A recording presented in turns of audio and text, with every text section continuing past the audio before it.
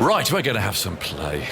I don't know for how long it's going to be, but the offending area does look a bit brighter, and that's if we imagine that we're looking from 6 o'clock at the clock face of the cricket ground. 2 o'clock is the place where you don't want to have cloud and dark stuff today, because that's where it's coming from. Now, the revised timings, 10 past 1 to 5 to 4, that's when tea is going to be taken, until 4:15, and then 4:15 until, well, 7 o'clock. But of course it can go on for another half hour beyond that to 7:30. The extra half hour has been used up for bad weather, so we're starting to lose overs. We're 2 down. There's a couple of drinks breaks. It's possible that we might have our first early start tomorrow, Ebony. I think I'm not sure what time the committee meets, or quite how they work it all out, really, because they announced yesterday that this morning would start on time, suggesting that they do have a meeting every day. Otherwise they wouldn't have bothered announcing, would they? But yeah, well, I mean, also, you hope sense if the fact that we know rain is to come later on in the test, that someone just says, look, there's an opportunity, let's test it out. There's no crowds to worry about, time of travel. So, yeah, it might be interesting to see a bit of history. Common sense, Ebony, my word, in cricket. Doesn't happen very often, does it? Now, Chris Woakes did all his loosening up. He got himself ready to go, stretching and everything else, and then it rained, and so he never actually bowled anything. But now he's ready to go again. At 41 for 4, only 1 wicket's been lost today, but we have lost quite a lot of time again. And we've got Woakes on his way now, and he bowls the right-handed Azhar Ali, who allows a ball that keeps rather low to pass by outside his off stump. And it's collected by Jos Buttler, low down to his right-hand side. So 4 lined up there in the slip cordon. Root took a catch there earlier today to dismiss Asad Shafiq, Anderson's 597th test victim.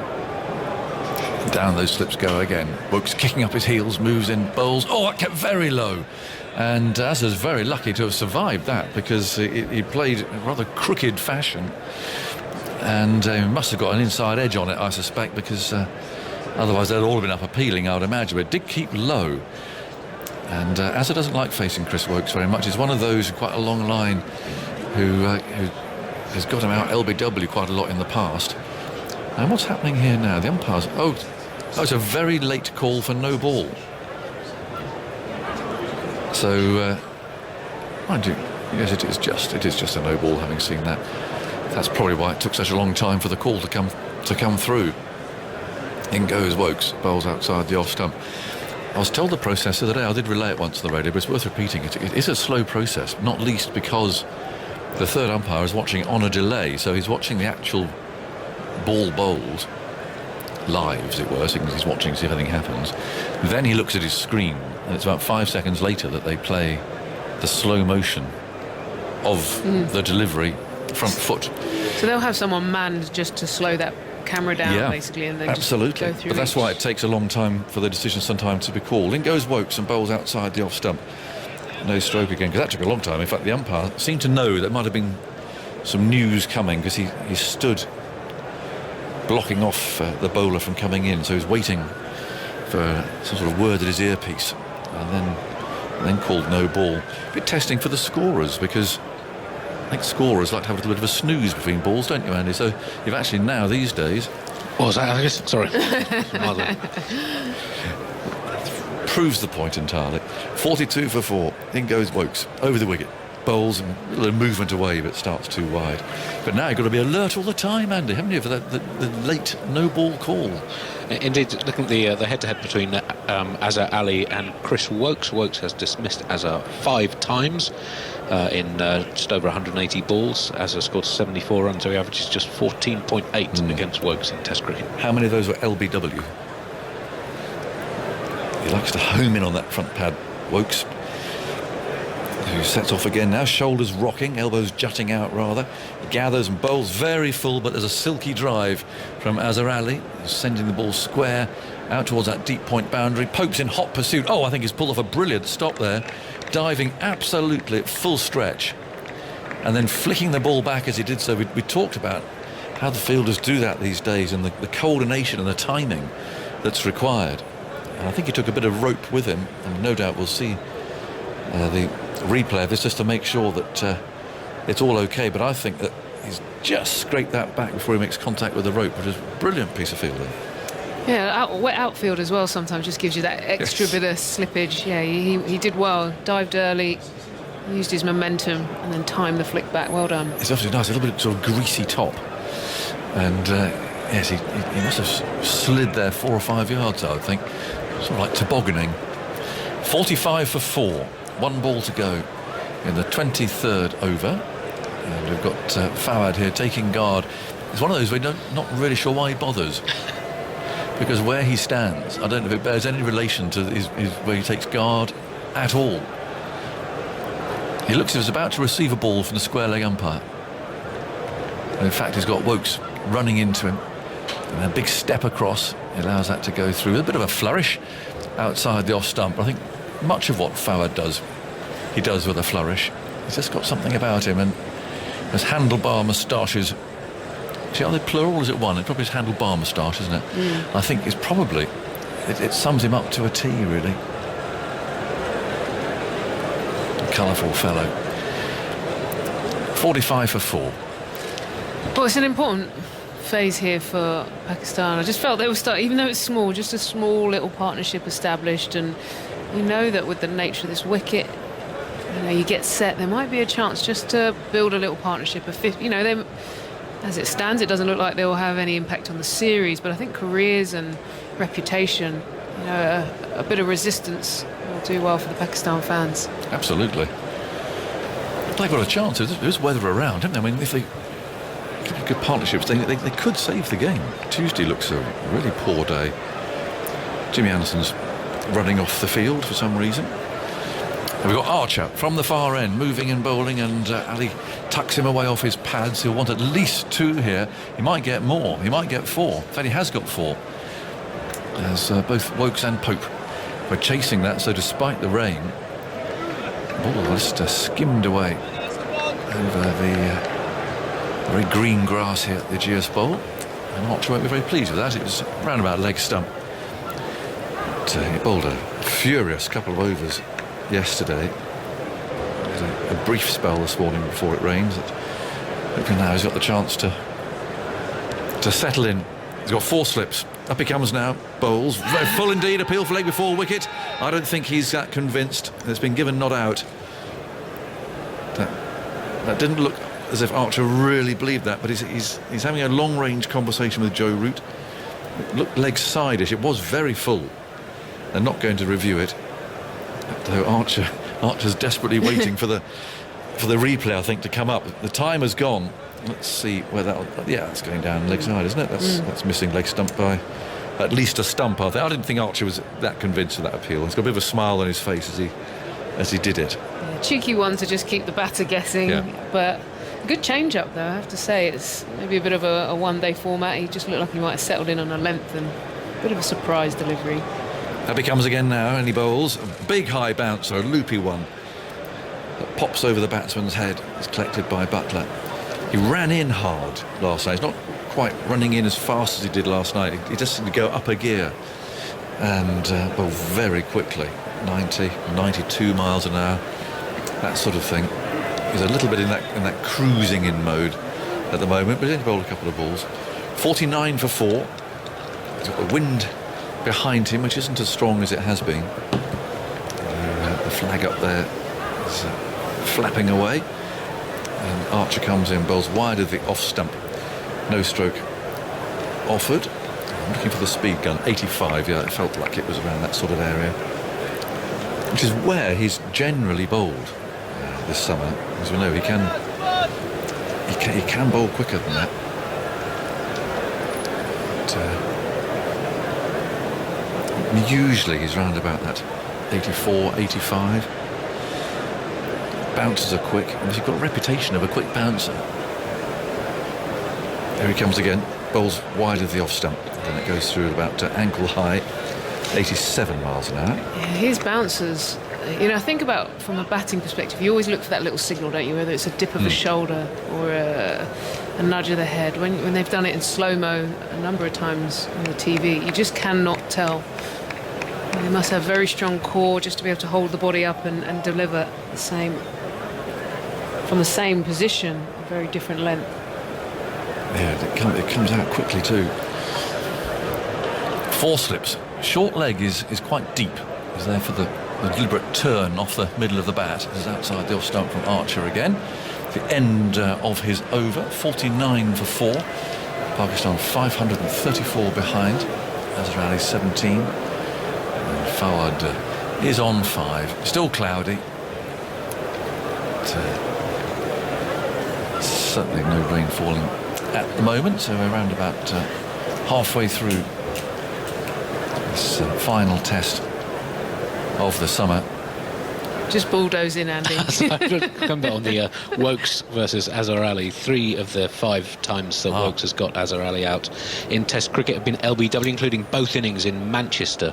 And looking at Azhar against England in the 2018 series, 2 tests out, twice LBW, twice bowled. This summer, twice LBW and caught at slip. Also at 3 times LBW in the 2016 series in 4 tests here. So it has been a weakness that England have sought to exploit. Certainly has. Success. He's playing a bit straighter today.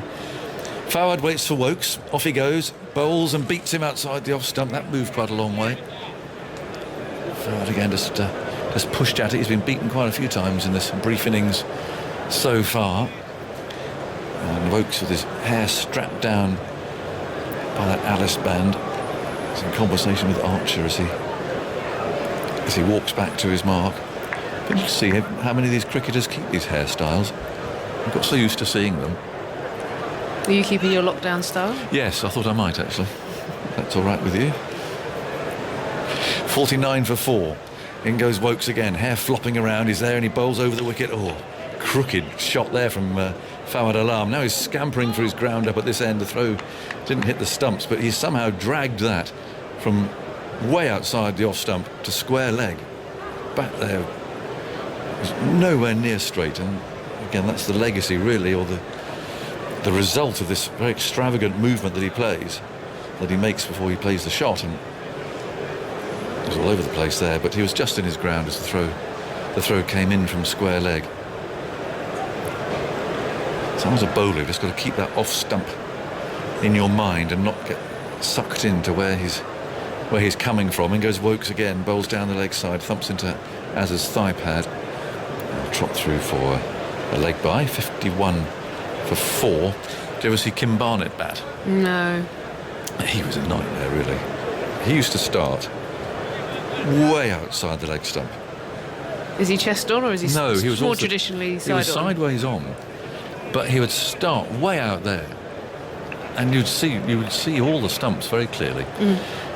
But then he was very quick on his feet. Kim played for England, and he would get into position, and the temptation was, of course, that you bowl too straight at him, and he'd either carve you through the offside or flick you through mid-wicket. Here's Fawad again, feeling for this a bit, sending the ball down to third man. And they'll come back for a couple of runs there.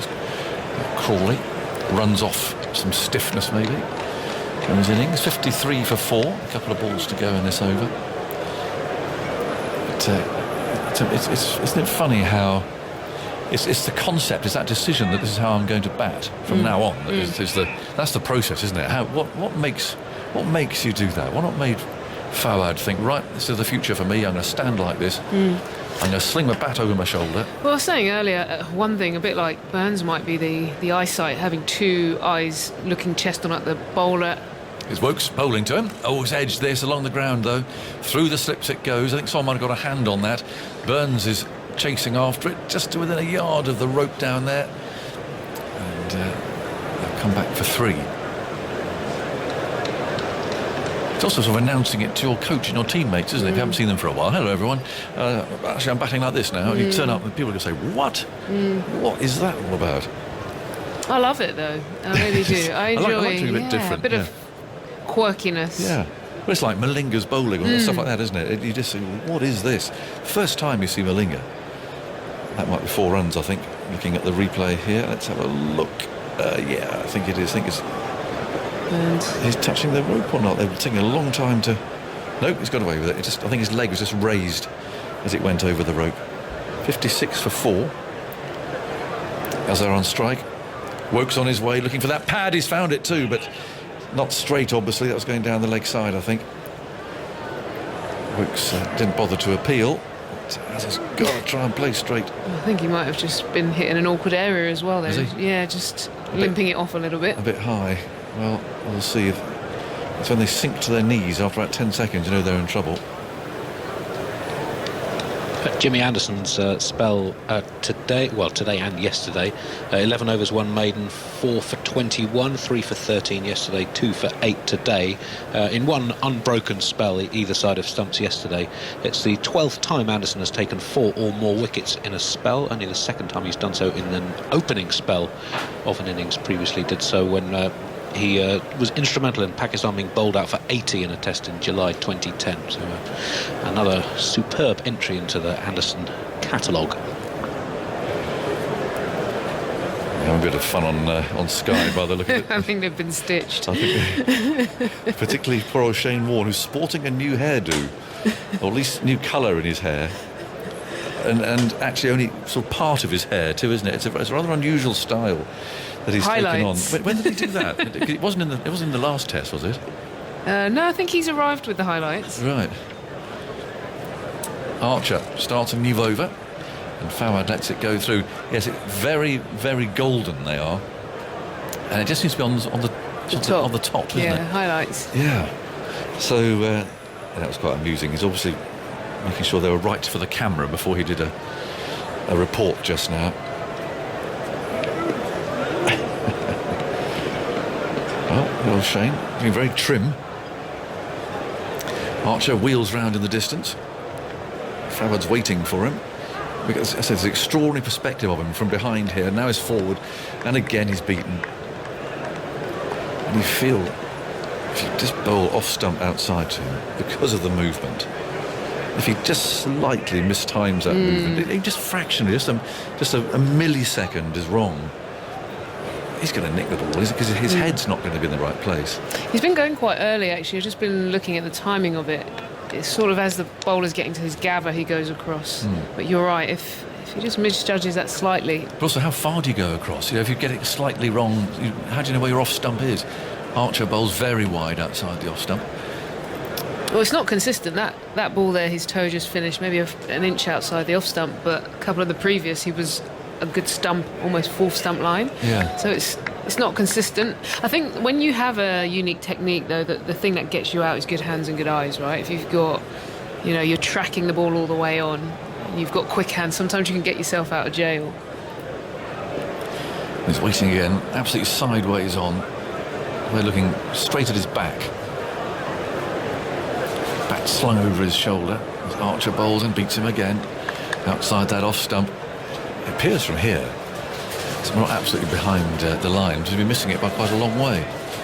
But, no emotion from Archer. He goes wandering back. Phil Tufnell's there looking quite confident, I would say, actually, for the man who's got a big job to do tonight. He's resting easy, isn't he? I don't know. Is it happening? Yeah. Oh, yeah. There's going to be all sorts of stuff. There's going to be limbo dancing. There's going to be fire eating. It's an amazing night lined up. Here's Archer. Bowls. Oh, and hits him. And that might have been awkward as well. Squared him up. And at least it was straight. But a little high. No, he isn't very happy about that, I'm afraid. Yeah, good pace there. 88 miles an hour, back of a length, right into the old region. Yeah. He might just have got the thigh. But, how about that? Thank God for protection. Yeah. Oh dear. He's hobbling round a bit, and he's game. He's moving into position, and I suspect with rather watery eyes, he's waiting for Archer to come in again. Bat raised. Man, he's about to chop a tree down. In comes Archer, moves in, bowls him down the leg side this time, and gathered by Jos Buttler. It's the end of the over. And Tuffers is looking forward to tonight. I'm not sure what's happened. Like, so it's a food. He's doing the food and entertainment. A month ago, Phil Tufnell was given the duty that for the final test of the summer, it's your night, Tuffers. Make it memorable. But he had a bit of a crisis about 2 hours ago. They hadn't done anything. So we appealed for help, and a lot came in, I think. Fish and chip vans, we've had Vietnamese foods, Oh, yeah. I think. Good old fish and chips as well, you can't go wrong Oh, I don't with. think you can go wrong with that, can you? Anyway, he's looking very confident. 56 for 4. 527 behind. Wokes on his way, bowls to Azhar Ali down the leg side. Can't do anything with that. It's gathered neatly by Butler, moving a step or two to his left. The rustling you can hear is Isha eating a packet of crisps, and I'm going to out her for that. Yeah, it's Tucking popcorn. in. It's popcorn. It's popcorn. Sweet and salty. Oh, okay. Well, things to do to pass the time, eh? It always seems to revolve around food, doesn't it? Thank you, Isha. We dealt with those the other day. 56 for 4. You did. And Wokes is on his way again, kicking up his heels. His air bowl's very full. It's well squeezed out by Azzo as an attempted Yorker, almost squeezed underneath the bat, and jammed the ball out to square leg. It's fielded by Ollie Pope, immediately sets to work, giving it a rub. Wokes has got a big smile on his face. It's as good as Yorker as it gets, isn't it? Just angling in right on the crease line. Did well, Azza. He's played okay, actually. Just a couple of nice shots, one into the offside, one into the leg. He's just finding a bit of rhythm.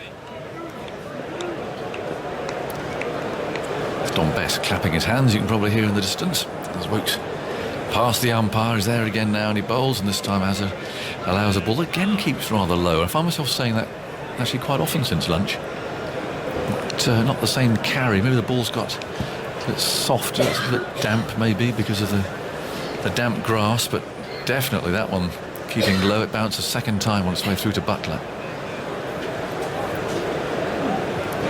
Wokes polishes the ball with his left hand on his trousers, spins himself a catch, and then wheels around. It's one of those bowlers that just keeps going, doesn't stop. Some bowlers deliberately stop and then restart, but Wokes doesn't. That's worked from the pads by Azhar Ali for a couple to the long leg fields, and he's ambling in there from the deep. No real urgency. It's there's always going to be 2 runs. That's James Anderson down there, actually, hiding in the deep. 58 for 4, so 525 behind. The ball 26 overs old now. Just wondering if you're going to get that little flatter period which happened in the first innings. Just a little time for the batters to settle in, try and build.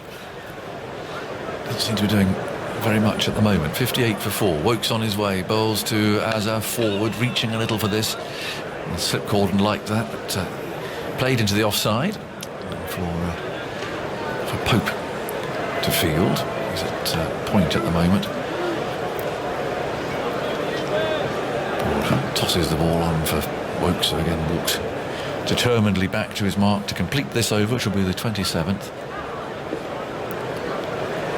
Round he goes, and on his way once again. Over the wicket, bowls short, and is pulled away by Azhar Ali down towards long leg. Anderson might stop the second this time. He does. He's picking it up and flinging the ball in as quickly as he can. So Azhar will keep the strike. He's moved to 20 now. Fawad has 11. And Pakistan are 59 for 4. They've lost 1 wicket today. Thoughts from Ebony, and then it's going to be Dan Norcross coming in here. Oh, nice, just a little period here for Pakistan. There was always that danger with the rain break. Your concentration goes and you come back out and, well, it starts to fall again, wickets fall again. Well, actually, they've done pretty well here. Movement's good. Not a huge amount off the surface at all. And so there's just a bit of time to settle into the game. If they can build a partnership, who knows, with the weather around. They just find a way. Just find a way. You never know, Dan. Have you noticed? What's that? Producer's not here. Was he not? No. Shall we just go rogue? Well, I was going to say, what have you always wanted to do? As Jofra Archer comes in to start a new over, and that gets into the hip of Azhar Ali, turns it into the onside, and it lands just in front of Ollie Pope there, and just goes under his body, and they get through for a single. It's close to Pope. Played it well, did Azhar, but yes, it's about I don't know, half a yard maybe in front of Pope there. No chance of a catch, but interesting line of attack from Jofra Archer as Fawad Alam comes back onto strike with Pakistan 60 for 4. Azhar Ali 21 from 74, Fawad 11 from 39. It's been slow going, but why wouldn't it be?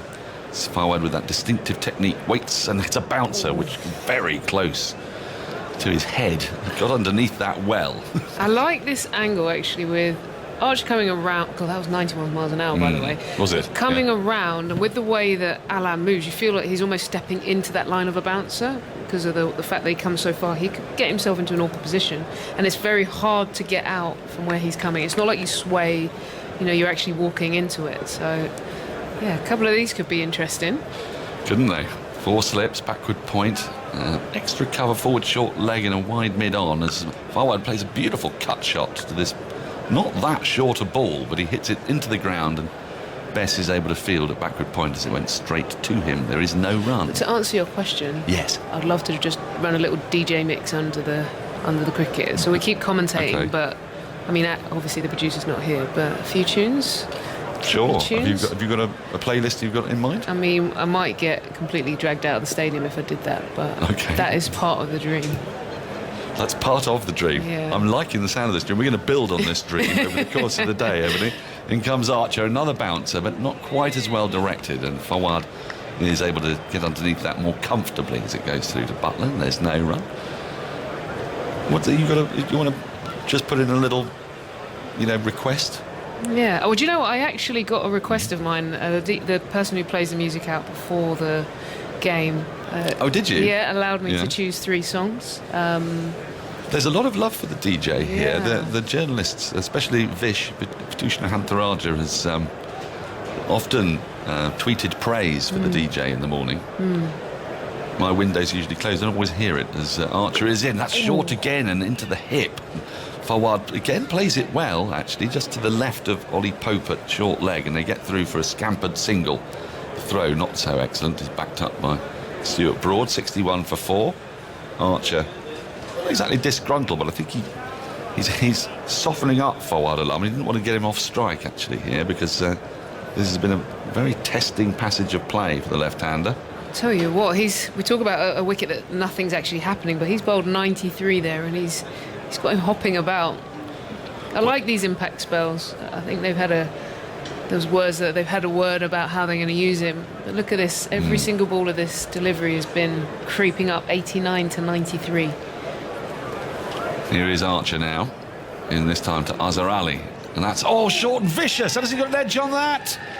Well, they're convinced. Archer is convinced it was short. It flew up around throat height. I think Azhar is now touching his right shoulder. Now, is that the sound that they heard? Joe Root, is he going to refer this or not? Doesn't want to lose another referral. He's going for it. He's going for it now. Azhar went to touch his right shoulder, and I wonder. TV umpire to director. We had a player review for court. Original decision is not out. It's a fair delivery. We could move on to front on, please. There's a short rising ball, which was fended at. Let's have a look here.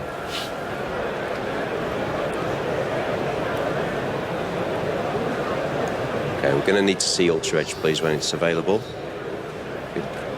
Keep that rolling through, please. Keep it rolling through. Nothing. Rolling through. Sure. Just take it right back before the ball gets to the glove, please. Okay, and roll it through again there, please. Keep it rolling through. We've got a gap between the bat and the glove. Keep it rolling through. The ball hits the shoulder. I'm ready to go back to Richard on field. Richard, you can save your original decision. You're on camera now. So that was the noise, and Azhar Ali wasn't faking it. He touched his shoulder because he'd been struck on the shoulder. It's only a glancing blow. It was a brute of a ball. Got so close to Azhar Ali's gloves. He was trying to fend it away.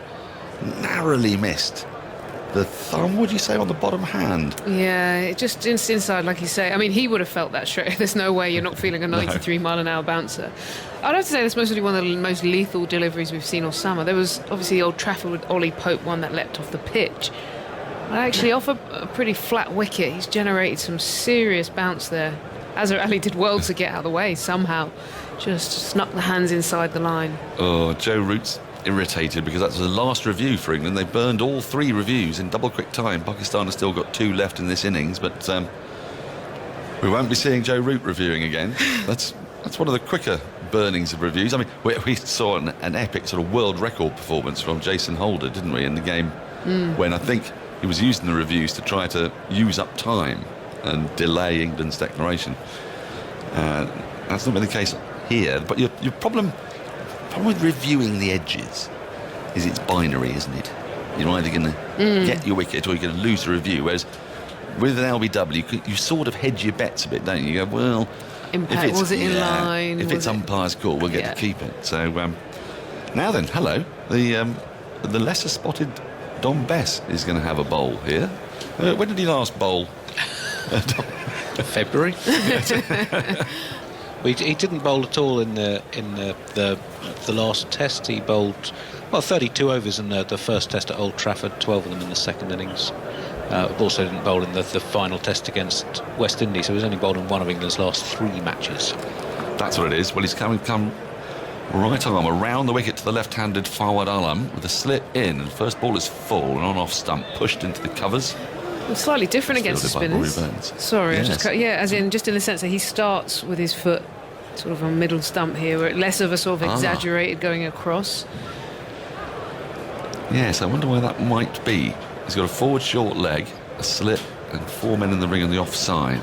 His Bess is in to him, coming forward, reaching out to a wide, full delivery as Fawad and pushes it again to Rory Burns. Jofra Archer at mid-off, Stuart Broad at mid-on, Wokes at mid-wicket, Pope at short leg. Here is Bess. In again to Fawad, who cuts, and that's goes straight to the, how can I say it, the slightly finer of the extra covers. There's a deeper extra cover and there's a short extra cover. Dominic Sibley out there, and it went straight to the fielder, and there's no run. 61 for 4, the score remains. As Bess is in again. And Fawad plays this from the crease. It's a little bit shorter, and just stays upright, pushes it into the ground. It's retrieved by Ollie Pope, just hopping over the other side of the pitch.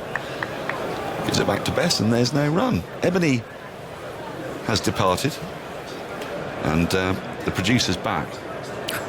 So we'll have to save that plan for the next time he nips out the box.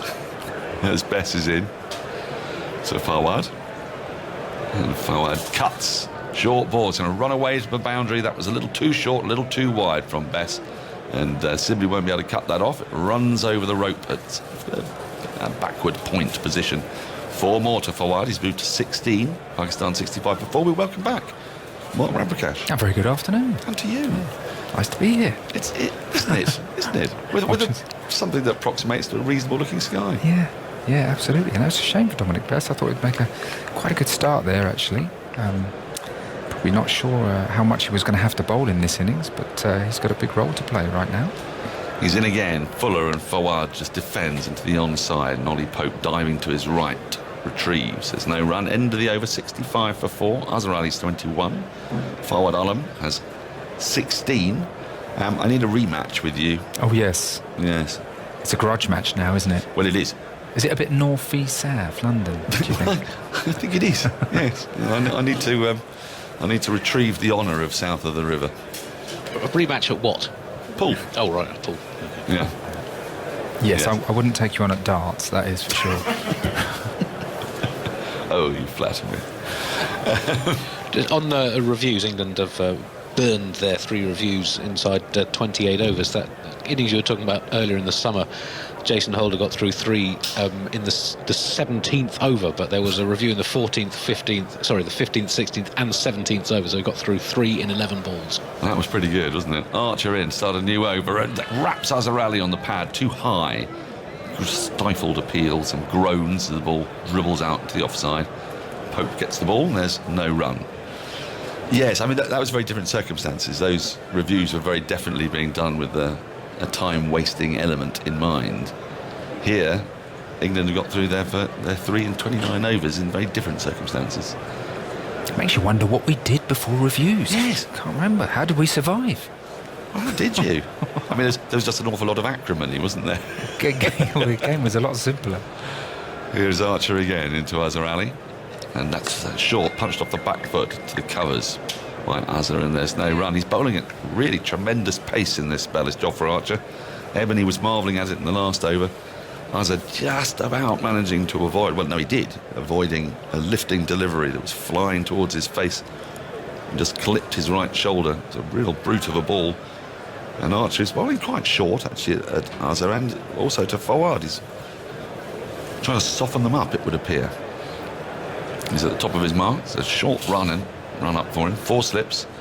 He's in short, very short, and that if it misses Jos Buttler, it was so short. He put up a despairing right hand. He got a bit of glove on it, and we're going to see if this is a wide or a bite to buy. It's a very cruel buy, because it was very high over the head of the batsman, and it was very high over the head of Jos Buttler. But they have got through for just the one buy. I think wicket keepers do resent that, don't they? There needs to be another category of buy. If it's not strictly speaking a wide, but it's irretrievable. You know? Sort of super buy. I don't know. Yeah, how would you mark it down then? I don't know. It's one of the areas that I don't like about scoring, like leg buys. They don't seem to be properly attributed to anybody or anything. A good buy, perhaps? A good buy. It's very good. Fawad faces up, gets a fuller ball, which defends back up the wicket to Archer, and there's no run. He's hopping about a little bit, though. I think he's anticipating the short ball here. 66 for 4, Pakistan. Still 517 runs behind. They've made very slow progress today with a number of interruptions. Yet again, on a day forecast to have none. But we're hopeful that henceforth things will improve as Archer comes in once more. Oh, another short ball. Be able to duck underneath that one a bit more comfortably. It's sort of a little nod and a genuflect as the ball goes through to the keeper. 66 for 4, the score remains. Yeah, there's been lots of chat about Fawad Alam's stance and technique, and I just wondered, the over before, he actually played a good cut shot off Archer, and it was 92 miles an hour, and he got into a pretty good position. I just wonder whether he's starting to just get into his innings, maybe relax a little bit more, get into better positions. I mean, he's battling hard with his captain, and boy, do Pakistan need some sort of partnership. Archer in, pulled without timing through mid-wicket. It's being pursued. It won't make it to the boundary, but they should get back for a third, I would think. Yes, they are going to come back for a third, so 3 more to Fawad. It was short, he just swivel pulled on that. A little late on the shot, but it was safe as Anderson went to retrieve. 69 for 4 at the end of the 30th over. Fawad will retain strike. He has 19. Azhar has 21. Is it the trigger movement? Do you find with batsmen it's more pronounced at the start of their innings, and as they grow into their innings, it's sort of less necessary? It can be. I mean, people have different sizes of trigger movements. So someone like Kevin Peterson was quite big back and across the stumps. Fawad Alam has a big movement, and of course when you add anxiety and nerves into the mix of playing in a test match and you're on naught, sometimes it can be even more pronounced. And so ideally as a batsman, what you want is a consistent movement that will work for you day in, day out. So I know, but that was a good pull shot. He executed that pretty well, and again, more evidence perhaps that he's just starting to get in and feel comfortable at the crease. Best starts a new over, and Alam just pushes into the onside, a full ball on around middle stump, pushes it to mid-wicket where Chris Woakes does the fielding. There's no run. We never seem to talk about trigger movements in the past. Have they always been there? It's just we haven't called them that, as Dom Bess is in, and Fawad pushes forward in defence, gets a big stride in and pushes the ball to short extra cover where Burns fields. I think with kids, you're just taught, you stand still and react to the ball, and then trigger movements, I think I talked about a lot in county academies. Can you move quicker because you can be facing quicker bowling? Bess in, it's played off the back foot, a shortish ball but straight, and Fawad just pushes it back to the bowler, Dom Bess. There's no run. And it can complicate the game. A lot of young players, they'll suddenly start moving and they'll have a trigger movement and they're off balance at the point of release, which is, the worst possible thing you can do. So really you want to be in a position where you can react. Bess in full, pushed into the offside, fielded by Rory Burns. And there is no run. I've obviously experimented with a number of trigger movements in an attempt to find some sort of form over the years. So every season will begin with a new trigger movement. Almost like bouncing on the spot. And you didn't settle for one particular? Well, none of them worked. Which was a bit unfortunate. Blame the trigger. Yeah. Bess in. Short again and punched again off the back foot, but straight to cover point, whereas Crawley is fielding, and there's no run. 69 for 4, 1 ball left in this Bess over. So if you could copy a trigger movement, what one would appeal to you then? Well, I think Joe Root's actually. Yeah. That sort of. Light on his feet. Yeah, like this, exactly, yeah. Last ball of the over is worked into the onside by Fawad, and it's going to ruin what would have been a maiden as he just manages to push that full ball to the left of Wokes at mid-wicket and get through for a single. 70 for 4. Fawad is into the 20s, 20 off 58. Azhar Ali, 21 off 78. I'm going to go and work on my trigger movements. Atif Nawaz is going to come in after some more words from Mark Ramprakash. Well, you had plenty of trigger movements on the pool table last night, I must say. I mean, talk about... I thought I was watching Steve Davis, the way you stalked around the table looking at different plants and angles. Plenty of safety play. Took me back to Pop Black back in the 1980s, you know. Tactical snooker play. Won't bring the crowds back, that is for sure. As a Mahmood, when he played pool, he was a bit more T20. You know, gave it a whack, see what happens. Atif, I'm joined by Atif. I'm not sure how to describe your style at pool. Well, adaptable, perhaps. Yeah, I'd like to take adaptable. You know, some people have called it poor, mediocre, shocking. You know, but I'll take adaptable. Mark, good afternoon, everybody. We've had a few competitive games. Played a lot of table tennis with Azhar Mahmood in between. Took a few games off him as well, which I was quite pleased with. But as he noted, I tend to flag off after a while. He says, I play the long game with you. You lose stamina after a while. Yeah, and he's taken control now of your nutrition, hasn't he? He's keeping a sharp eye on your... Yeah, he's keeping an eye on what I'm putting into my body and how much exercise I'm getting, how many steps I'm doing every day. As Chris Wokes getting some steps in as he comes into the crease and left alone with that exaggerated style by Fawad Alam. Through to the keeper, no run. Yeah, unusual predicament this for Pakistan. It seems a bit common of late. 70 for 4. And just threatening to build a little partnership here. England will want to nip that in the bud as quickly as possible. From a Pakistani perspective, this is about as encouraging as things have gotten of late. 2 batsmen into the 20s.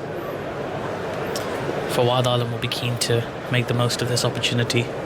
It's been a long time coming, as we've discussed, as in comes Chris Wokes, this time a little bit shorter, and Fawad just queuing it down to mid-off for no run.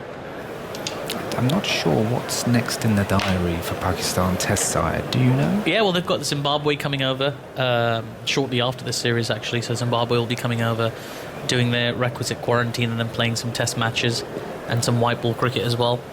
And there have been rumblings about other things that aren't quite official yet, but it should be a busy winter for Pakistan. As in comes Chris Wokes again, worked off the hips by Fawad Alam to the fielder. A deep backward square leg for a single. Yes, indeed, Fawad Alam. I mean, people forget that he's had this extraordinary first-class career. The top first-class score of 296, which is quite some effort. Averaging 56 all the way through, pretty much in the 50s throughout his career. Very consistent. And of course, first-class cricket has transformed in Pakistan now. It used to be several departments, played over 2 divisions in the Quaid-e-Azam Trophy, and now, of course, there's just the 6 teams. As per the directive of the Prime Minister of Pakistan, Imran Khan. He always wanted that Australian state-style cricket in Pakistan, smaller pool of talent, more focused, making it more competitive for those places and giving more context to that domestic game. As Azhar Ali on strike now, and in comes Chris Wokes, and this time just back of a length again. Azhar Ali moving across his stumps and pushing that to mid-on for no run.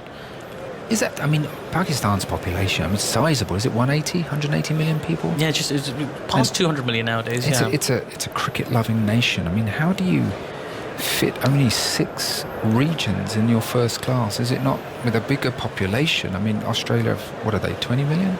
Yeah. So perhaps it works for them, but with a big country like Pakistan, you may need more teams. I had the same worry, which Azhar Mahmood abated. I'll tell you how in a second, after I tell you that next ball from Chris Wokes just squared up Azhar Ali a bit. He squirts that into the offside, and they take a quick single. 72 for 4. Yes, I worried about that as well, having this enormous talent pool of players and then having to shrink that down to 6 teams. But the infrastructure is as such that they have second 11s and third 11s and under 19s and under 17s, under 16s. So they've got this whole infrastructure built around it to accommodate as many players as possible. But the idea is to have a smaller talent pool to focus on. Let them know that you have an immense confidence in them. So anybody who comes into that, they've really had to work hard, whereas you do still get, inverted commas, journeyman cricketers playing in the bigger domestic structures. As Wokes in now, and a thick inside edge from the bat of Fawad Alam goes into the onside for no run. That's the end of the 32nd over, 72 for 4. And what do you think, Mark? I mean, the benefits of like a big, sort of like in England, 18 teams versus 6 teams in Pakistan. Well, I mean, one of the disadvantages is you mentioned German cricketers there. I mean, I was very lucky enough to come into a side with a lot of senior players, and of course, cricket is a game where experience can help. You know, knowing how to adapt to different conditions. Playing against different players, and there was a lot of information passed on, which I really enjoyed, and I felt it benefited me. So I think there is a place for if you like, genuine cricketers or experienced cricketers, you know, old heads, to help bring through young players and help them learn. Of course, you know, that's a big responsibility. So, you know, I wouldn't want to see loads of youngsters just thrown in all together, really. Dom Bess comes in now, and fuller delivery to Azhar Ali, who pushes to mid-on for no run.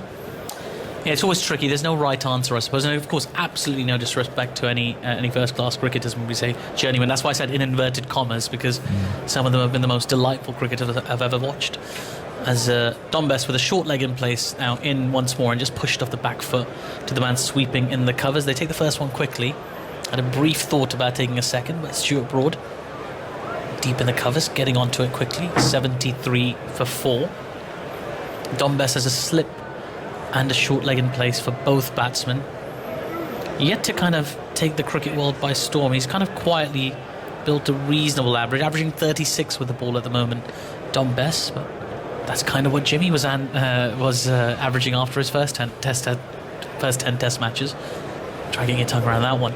In comes Dom Bess again, leg stump line this time, and kind of fumbled down the leg side by Jos Buttler. But I think with Dom Bess, of course, he's learning really on the international stage, which is incredibly hard. I mean, in terms of overs, somebody was talking about Derek Underwood, number of overs before he was 23, a bit like Dom Bess, and I think it was 5 times as many balls that he'd bowled. In comes Dom Bess now, and again this time a bit quicker onto the batsman, who had to rush his bat down in time to just keep that out. No run scored. This is his 9th test match for Dom Bess, 46 first-class games for him. So, still very, very young into the game as well. Made his first-class debut 4 years ago at Taunton against Pakistan, oddly enough. Representing Somerset in that game. In he comes, Dom Bess now, skipping into action. He bowls slightly short that time, cut nicely by Fawad Alam, but only as far as the fielder at point. No run scored. And of course, he'll be not the only one, but he'll be hoping for a really good winter where hopefully England can get some cricket, possibly in Sri Lanka and India. And what a learning curve that would be for him and for any other spinner that would make that trip. In comes Dom Bess once again, a bit fuller this time, and forward in defence is Fawad, and it does that rather sporting thing of handing the ball to the wicketkeeper. I always love seeing that. 73 for 4 after 33 overs. And yes, indeed, Mark, I mean, a lot to look forward to, and we'll talk about that after we get some thoughts from Andy. Jofra Archer's speeds have been much discussed this summer, and he's just bowled 2 overs, the 4th and 5th of that spell he's just completed, that averaged over 90 miles an hour in the whole over. They're his fastest overs since the Old Trafford test against Australia last year, which was his 3rd match. This is now his 11th. An over he bowled last night is also in the top 10 overs that he's bowled. So the 2 overs today were the 5th and 6th fastest overs of his test career. So some interesting numbers on the speed gun. Yeah, it's very exciting. Fast bowling. There's something primal about the whole thing. It's really, it's got a different kind of appeal, and we don't often see it in this part of the world. We don't see it emphasised in this part of the world, but it's certainly something that gets the audience interested. In comes Chris Wokes now. He's bowling to Azhar Ali, who drives to mid-wicket for no run. 73 for 4 the score remains.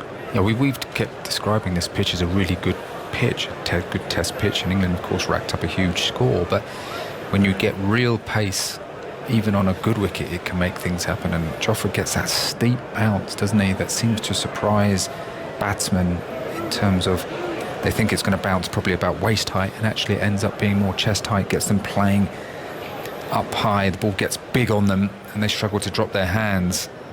and he's a guy who's absolute box office when he's up to those speeds. Wokes in now, this time flicked nicely and fine by Azhar Ali. That fielder at the fine leg's going to have to work hard, and that's a great stop in the deep by Jimmy Anderson there. Well, that was fantastic. He really got down to it in the end, restricting the batsman to 2 runs. Extraordinary reflexes. Brilliant. Andy Zaltzman nodding in approval as well. Full length dive, wasn't it? Full length dive, running sprinting round the boundary, full length dive, stopping it one-handed, up and throwing it over the top. It's tremendous commitment in your 150-something test match. Extraordinary, particularly in the circumstances as well. Now then, Azhar Ali on strike. In comes Chris Wokes. He bowls, and Azhar firmly behind that. Technically proficient, textbook forward defensive shot that from Azhar Ali. He's on 25 from 85. A bit more dogged determination about this innings from him. Of course, under a lot of pressure, his averages has kind of dropped off over the last couple of years. Only averaging 41.95 at the moment. He was significantly higher than that. Best first class and test score of 302 and a triple century. Usually a mark of true class. In comes Chris Wokes, this time squaring up Azhar Ali a little bit, but he played with soft hands into the offside for no run. Atif, I think he's made a slight adjustment with his front foot. Yeah. Azhar Ali, England have trapped him LBW a number of times. I think he's working very, very hard to keep his left foot more to go down the pitch as opposed to across to the off stump. And it's a very difficult thing to do. We were talking earlier in the lunch break about changing something mid-match or mid-series and how difficult it can be. But look, time at the crease can help iron that out. In comes Wokes once again, played into the onside by Azhar Ali to the fielder, and no run is scored. 75 for 4 at the moment, with 1 delivery to come in the 34th over. I mean, it's more common nowadays, isn't it, Mark, with players having different stances and different approaches in different countries and conditions, often multiple stances for different grounds in the same country. It's quite a different game now. I think the technology has helped with that. That players can look at themselves and see how they line up and shape up to different bowlers in different parts of the world. Chris Wokes in once again, and this time played off the back foot by Azhar Ali to mid-on for no run. That's the end of the 34th over. 75 for 4.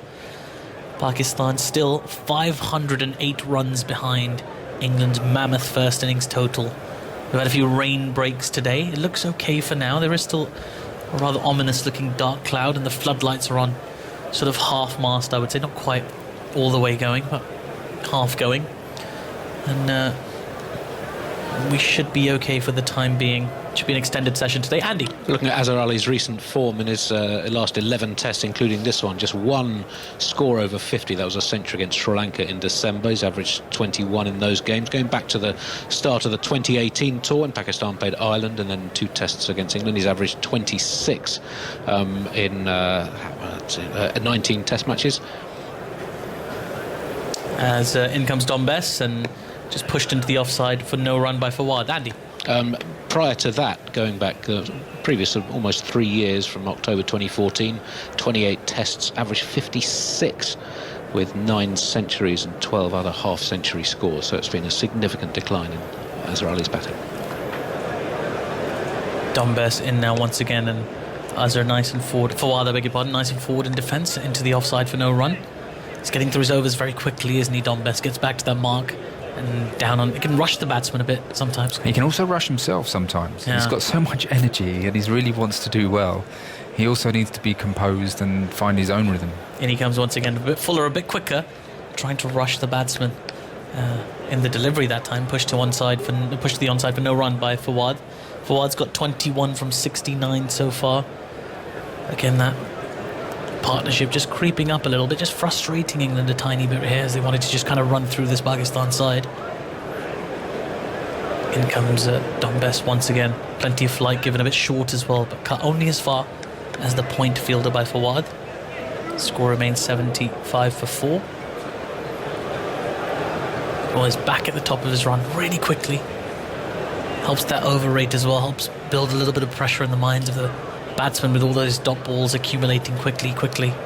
But these two are both seasoned campaigners, a lot of experience between them. A lot of years between both of them, 34 and 35 respectively, I believe. In comes Dom Bess now, nice and full and just defended into the onside for no run. 75 for 4. Yes, Azhar Ali 35 years of age and Fawad 34. Fawad will find himself in an unusual position of being a senior player without having played very many test matches. As Dom Bess comes in. A bit short again this time, cut nicely, but again, can't find the gap in the covers. So good over that from Dom Bess. Maiden, 75 for 4 after 35 overs. Dom Bess has bowled 4 overs, 0 for 6 so far. And players are all going to take drinks. Nice little session of play for Pakistan since they've come out from that rain break. They've looked a little bit more solid, haven't given too much away. They've had some threatening bowling from Archer and Wokes, and of course had to contend with a bit of spin as well. But so far, just showing a little bit more determination, a bit more application and patience on this pitch, and that's very much what's required, Mark. It is. I mean, this is, when you play in England, you have to be prepared to battle. There's 35 overs been bowled now. There's been less lateral movement when Chris Wokes came on. He didn't really get a lot of swing or nip. So you have to earn the right as a top order batsman to perhaps dominate later in the day when the ball is a little bit older, and that's why I think in the main England sides have needed and required dogged openers, if you like, that show a lot of resilience and stubbornness to a degree. And Sibley and Burns early in their sort of careers, but they're the sort of style of players that England need in England particularly to just weather the new ball storm, get the ball a little bit older, and then hopefully your stroke makers can come in and prosper. And of course Pakistan are in a slightly different situation with having lost 4 wickets here, but both batsmen are showing the type of attitude and resilience that you kind of need in English conditions, albeit on this is a pretty good pitch, but the standard and quality of the England pace attack I think is as good as I've seen. Absolutely. Now, just a reminder, next Sunday at 1:45 p.m. you can watch the second T20 international between England and Pakistan on BBC One. We'll have commentary here, of course, as well, but the T20s starting on Friday are starting on Friday with a 6 p.m. start time and TV highlights. How very exciting, England versus Pakistan, the world number 1 T20 side, of course, and England, of course, with their brand new bowling consultant. Test match specials, very own Azhar Mahmood. Loads of subplots in play there. It's going to be a very exciting series. And earlier today we had some good news for Pakistan. It's rare these days, it seems, but Zaheer Abbas inducted into the ICC Hall of Fame, and very worthy contender, of course, one of the most stylish batsmen in Pakistan's history. And alongside him, I didn't mention at the time, but Lisa Stathlaker of Australia and Jacques Kallis of South Africa also inducted into the ICC Hall of Fame. So nice to see these players being honoured. Absolutely. I mean, Jacques Kallis probably doesn't get talked about enough, actually, when you talk about great cricketers in the 90s. But batsmen in particular, often it's Lara, Tendulkar, Ponting, Dravid perhaps. But Kallis, geez, what a cricketer he was. He came over to Middlesex, actually, in 1997 when he was 21. And remember, he bowled a second game against Derbyshire at Lords. He bowled a spell which was as quick as anything we had seen. At 21 years old, he was a wonderful athlete, quick away swing as he bowled, and he came across and played county cricket for that season. And I mean, then you could see the potential in him, because he could catch well at slip, he could bowl the ball quickly and swing it, and of course he was a fine stroke player. You felt he had a very, very bright future. Although he had a difficult start with South Africa, it took him time to sort of make that jump up and find his feet at international level. But an amazing servant and a very sort of unflappable character, very level-headed. And he was just a fixture of that South African side in that period. Extraordinary player, Jacques Kallis. And Zach Crawley as well. Maybe just made a bit of a Freudian. Zach Crawley's on his way. He'll do very well to be mentioned in the same breath as Jacques Kallis. I can't do it. Zach and Jacques. It's very difficult. It sounds like a comedy duo that nobody wants to introduce. Andy. Another Z. I'll come to Zaheer Abbas, who mentioned just inducted into the Hall of Fame. Came up on the list of highest maiden centuries that we were talking about with Crawley's innings yesterday. Extraordinary. Chris Wokes now coming in to bowl to Azhar Ali, and forward in defence is Azhar. No runs scored. Well, I spoke about Jacques Kallis there because I hadn't seen a lot of Zaheer Abbas play. I thought you might be saying, did I play against him at East? But I thought I'd just put that one out there I early. wouldn't dare, Mark. I wouldn't dare. We talked about him a lot in that discussion of great Pakistan batsmen during the rain breaks in the last test. In his second test, he scored 274 against England at Edgbaston. Chris Woakes now coming in for a second delivery. He bowls and again defended into the onside by Azhar Ali. Big loud sound there. Andy. Which is the 6th highest maiden century. Crawley's now 7th on that list. Sobers is 365 not out. His first Test 100. Quite some, already 4 years into his Test career. So he played as a very young man for West Indies. So Zahir Abbas 6th on that list. Zach Crawley now 7th with his 267. Well, he's nowhere near that list, but Fawad Alam also had a maiden Test century. In fact, he made a century on debut at one stage as the next one's left alone by Azhar Ali through to keep in a run. In his debut Test match against Sri Lanka, Fawad Alam became the first Pakistani batsman to score a century on debut away from home when he came onto the scene in 2009. That was enough to get him dropped just in time for the next series. Extraordinary. It really is. How is that justified? Well, I suppose at the time your ODI form was conflated with your Test form, and there were a few things happening. Again, a change of administration. It's all very bizarre. It's best not to think about it as Woakes comes in this time, back of a length, pushed into the covers for no run, and the score remains 75 for 4. Yeah, it's best not to dwell on it, Mark. It's just going to drive you crazy. Well, you often hear it in Pakistan cricket that it seems to be that whoever comes in to a position of authority, that they seem to have their own ideas and their own selection.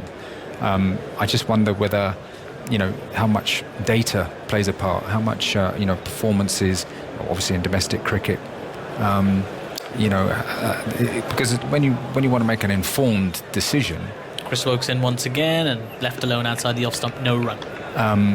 Or make a decision on selection, it's always, I think, wise to have some sort of evidence which can, affect your decision. So, if you're looking at a player who plays well in Asia, but he's struggling away from Asian conditions, then, that may come into your thinking when you're making selection. Well, how do you deal with that scenario, Mark? If you've got a player who knows how to play on the flat tracks, but struggles in England, as we'll take a break from that thought as Chris Woakes is in again and just teasing the outside edge, just moving away off the surface a touch. The first sign of lateral movement for a very long time. 75 for 4 after 36 overs as Mark Ramprakash is going to leave me, and perhaps I can pose the same question to Michael Warne, who's going to be beside me in a moment. It's when you have batsmen who know how to bat in sort of batting friendly conditions but struggle in conditions like this in England, do they still have a value? Do you still play the do you play the batsman in the condition that suits him? Do you have a different set of batsmen for different conditions, or do you really just want to have a set of 11 players to build your team around? And I'll leave you with that thought, Michael Warne. I'll leave you to ruminate on that as Agaz is going to join you momentarily. A horse for course. In the batting department, ideally you want players that can play in all conditions, but most players are suited to certain types of conditions more than others, and I think these two have played nicely. Looks like Azhar Ali's found his movement at the crease. Looks like he's getting himself in better positions. In goes Best then from our end, bowls, and Fawad's on the back foot there, a flamboyant stroke that picks out Sibley at cover. He's opened up his stance a bit, hasn't he? Yeah, he's not moving that left foot over to outside off stump. He probably didn't realise he was doing it. It was just a bit of a nervous movement. Well, he seems to have ironed that out this week. Bess again, very shaggy haired bowls. Oh, that turn very sharp. They're pinning for a catch, and he's been given out very nicely taken by Jos Buttler, who will be very, very pleased about that. And that really went. Turned, bounced, and I'm afraid too good for Fawad, who's walking off there now. He's looking towards the heavens. I don't blame him. That looked like an absolute brute of a ball. Yeah, but I'm delighted with this for two reasons. Obviously, Dominic Bess has bowled beautifully. He got the outside edge, but just look at the catch. Yeah. That is improvement straight away from Jos Buttler. Whether it's the work that he's done, whether it's the confidence that he's taken from his batting, that is exactly the same catch that he dropped 2 weeks ago in Manchester. Beautiful bowling. Fawad Alam goes for 21. Just a little bit slower from Dominic Bess. I just want to see what pace it was, because that for me is his optimal pace. He just gets a little bit of flight, Dragged him forward, and then it was sharp spin and a wonderful catch. We need a wicketkeeper on for times like this to explain the technical side of what Buttler did with his hands, because it looks so effortless. It just looked like it was a ball that melted in his gloves. There was a Twitter feed going around last week of Jack Russell keeping in one-day finals at Lords, stood up to the likes of Mike Smith, Mark Lane, Ian Harvey, and the ball just melts in his glove and he whips the bails off. And that was a very similar kind of motion, with the ball just kind of disappearing in the gloves nicely. Well, his body wasn't in the way for a start, was it? I mean, his hands actually had to go up almost shoulder high to his left. Yeah, we talk about accessing the arms and the hands with the release of that. On this occasion, the left hip just got out of the way and he could just move back with it. He'll be so relieved about that. Well, you could see the celebrity. Don Best was quite humorous. He kind of gave the fist up to Joss as if to say, there you go. Yeah. We're back. What a ball, though. Wow. Devastating for a left-hander. There's two right-handers now. We've got Mohammad Rizwan, who played very well here in the Test match last week. A good 70-odd. He was man of the match, in fact. But, quite a character again. Impish smile. But Pakistan rocked again. They're still 508 behind. 75 for 5. And it's looking at this ball. There's nothing Fawad could have done about that. It bounced. He might have clipped the glove. Thumb, perhaps. Let's look at it again. But actually, beautiful. Yeah. Beautiful, Aggers. I just want to see the pace. I had a good chat with Dominic, didn't we, the other morning? Yes. He was on great form. Was that the first day? We had him on I think it was. FaceTime. When we were having one of our inevitable delays. 75 for 5 then. And so Rizwan has a short leg for company and a slip. And Best strides in and bowls poor ball at him.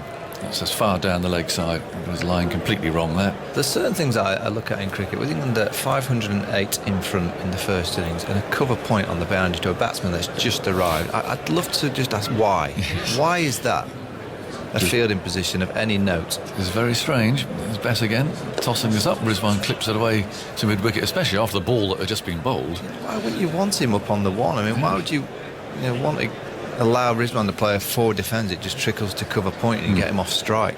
And if he hits you for 4 by rocking back and cutting a bad ball, well, it's a bad ball. Bess bowls. That's again not a great delivery. It was flat and short. It's 55 miles an hour, because you're wondering, Michael, it's turned away to the leg side. There's no run. 75 for 5, sort of very hostile spell again from Archer. Yeah, it was very good, wasn't he? Every ball of one over was over 90. Yeah, did it with that rearing one to Azhar Ali. Yeah. Bess floats this up. Rizwan tries to drive it. Might get hold of this. And Joe Root there was excited for a moment at slip. He thought he might have chipped that back in the air. But Bess feels he'll be relieved to have got that wicket. Exchanges another word with Jos Buttler, who goes trotting past him.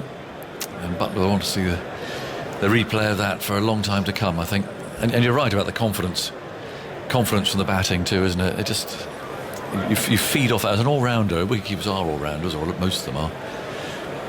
It's like a batting all-rounder or a bowling all-rounder. It just... If it takes the pressure off, if you excel at one, and often that confidence goes into the other. 75 for 5. Woakes hasn't actually been his best today. And he's bowling from the pavilion end now with 3 slips, a man on the drive. And he's bowling to Azhar. Oh, he tries to leave this, and he misjudged it, and almost ricocheting the ball into his stumps. Yeah, it just bounced off a length more. I think it hit his back elbow, which is why it bounced down into the ground and just past the stumps. I like Dominic Bess. There's something about him, Aggers. I hope he does well. He just seems to have that energy and buzz for the game. Definitely. A real nice manner about him. He just enjoys playing the game. Yeah. Woakes again over the wicket, moves in, bowls to Azhar, who flicks that easily, effortlessly away to mid-wicket. It flew off the bat. Fielded down. There's no run. It's funny, we're just saying how quiet things have gone, and you get a ball that explodes from Bess like that, and then that one from Woakes bounces. perhaps the pitch just woken up again a little bit. Well, they're only a couple away from Shaheen Afridi or Mohammed Abbas. Yeah. They kind of change their order a little bit, don't they, 9 and 10? And goes Wokes again, bowls outside the off stump. There's no stroke this time from Azhar, who's 25 from 97 balls. Yeah, I haven't seen enough, I don't think, of Naseem Shah to give him any hope that he may move from 11 to 10. No, I think he's going to be jacked for a while, Naseem. I think he's nailed on there. There's a bit of shuffling around with the others, isn't there? But again, I'm not sure it really makes a lot of difference. No, Mohammed Abbas and Shaheen Afridi, they do play around with that 9 and 10. Yeah. They've got a very long tail. 3 slips. Wokes on his way. Bowls, and that's pushed away out to short cover. It's good old cricket, though, isn't it, when you've got tail-enders? You know, the modern game, you know, when they try and bat to number 10, that's nonsense. Well, I was You've got lucky enough proper to tail-enders. I was lucky enough to be commentating in what I would consider to be the golden age of England tail-end batting, when you had Mullally, Tufnell, Tufnell, Caddick at 8, was it? Malcolm. Who else would have been in there? There's another one, isn't there?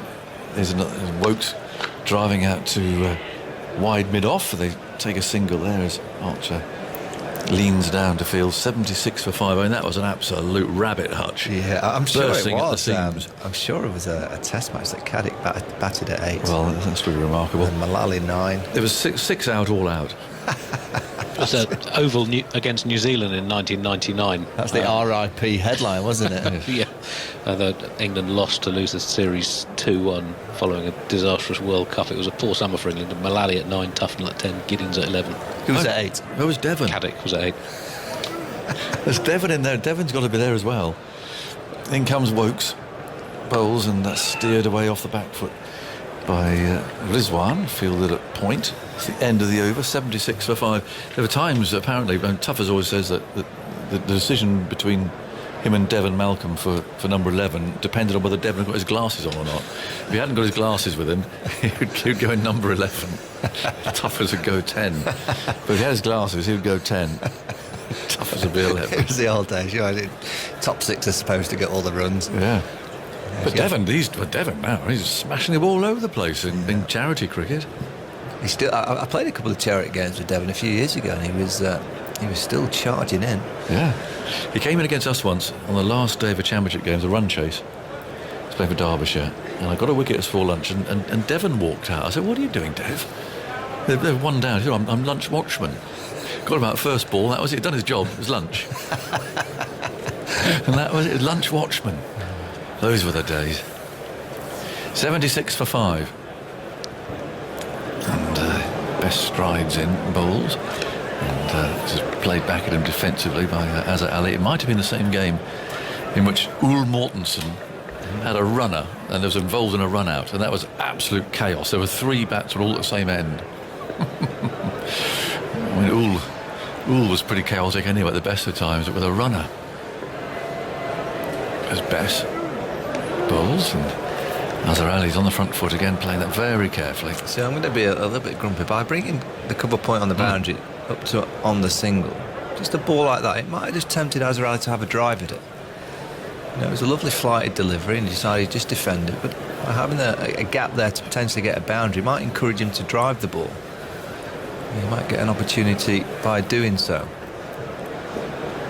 Bess again, bowls, turned away into mid-wicket. Would Bess and Root say that he's out there to encourage Bess to bowl that slightly wide of off-stump line? Yeah, but it's fine to, you've got 507 on the board. The times when obviously if it's a tight situation type game, no problem. Yeah, that's understandable. But in this situation, surely. Well, no, I'm not defending it. I'm just trying to offer what I assume is the reasoning for it. In goes Bess again, bowls, and that's turned and bounced a little bit. And as I did push at this one, Burns fields on the drive at mid-wicket. No, because this looks to me like it's a pre-game plan of this is what we do. But when you get yourself in such a dominant position, surely you can kind of change your plans slightly. Bess again, as I plays that back to the bowler. There's no run. See, Stuart Broad, he's that man in the position we're talking about. He's getting loose. Well, Azhar Ali, what he's doing, he's getting his feet outside of off stump. So if it does hit him on the pad, he's hoping that it's going to be hitting him outside the line. He's just trying to work it with the spin to the onside. He's not even thinking about the offside at this stage. Best bowls. Again, There you go. floated up and flicks that away out to mid-wicket. I think Broad a bit disappointing, because I think he fancied having a bowl at Rizwan, but he's trotting up anyway. He's doing that side skipping. Left side and then right side. He's going to replace Chris Wokes. We've got news. What's that? We have news. I've just seen the WhatsApp group. We've got food tonight. Good morning, Vietnam, is the text that comes through. Really? We've settled on a Vietnamese for tonight. Good Lord. Can I have a rough head count and any dietary requirements, please, of which Ebony a fish dish? Is that from Phil? Yeah, Phil, great shout. Veg for me. Someone said veg, that's Artif, and you've got fish from Wow. Ebony. What do you want? I guess I I don't can know. respond now as we're on air. I've never had Vietnamese I'm going to food. go meat. Meat, please, Phil. What would you like, Agaz? Well, I don't know. I can absolutely say 100%. Well, think of some. Andy, Certainty. what do you want? I'll put it on the. What do you want? There's, Well, I don't mind anything. there's I live on stats. That's the only nutrition I need. Stats for Andy. there's no Vietnamese restaurant in Melton Mowbray of that, I'm absolutely sure. I've never had Vietnamese food Please, before. Phil. What is it? What's the feature of... Steve Wyatt's gone for chicken. Hang on, not traditional Vietnam. Here we go. Oh, what's that? Pho. Po. Is it? Pho. What's that? That's breakfast. You can have that with a Dorset. Should we get some Is it very hot? Is it very hot food? Lao noodles? I'm not sure we've got any chopsticks, have we? Barn me. In comes Broad bowling, and is played by Azza down to mid-off. And there's no run. White rose dumplings. That sounds delightful. What are you going for, Agaz? I've I got to don't just know. get this text well, to him. You have to wait. I haven't really seen what these crispy street food, savoury pancake, batter, rice meal, pork strips, shrimp bean sprouts. You fried. I think I'll have some bang zo and an omelette if that's nothing else. Okay. So, four. Well, good old times. I knew he wouldn't let us down. And Vietnamese. There you go. That's good. Oh, I knew he'd deliver. So did I. It's not arrived yet, I must admit, but I wonder where it's coming from. that's a worry. It's a concern. 77 for 5. 506 behind. Broad. Bowls to Azza, the captain. Oh, he's worked that across his pad.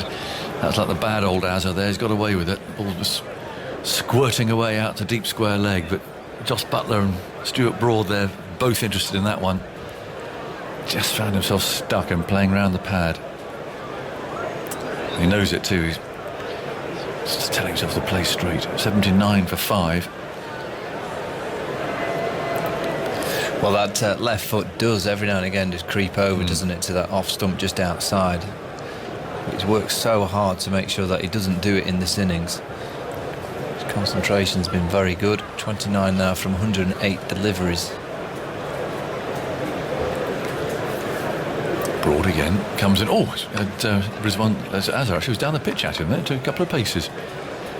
Seen a bit of that in this series, haven't we? It's the West Indies too.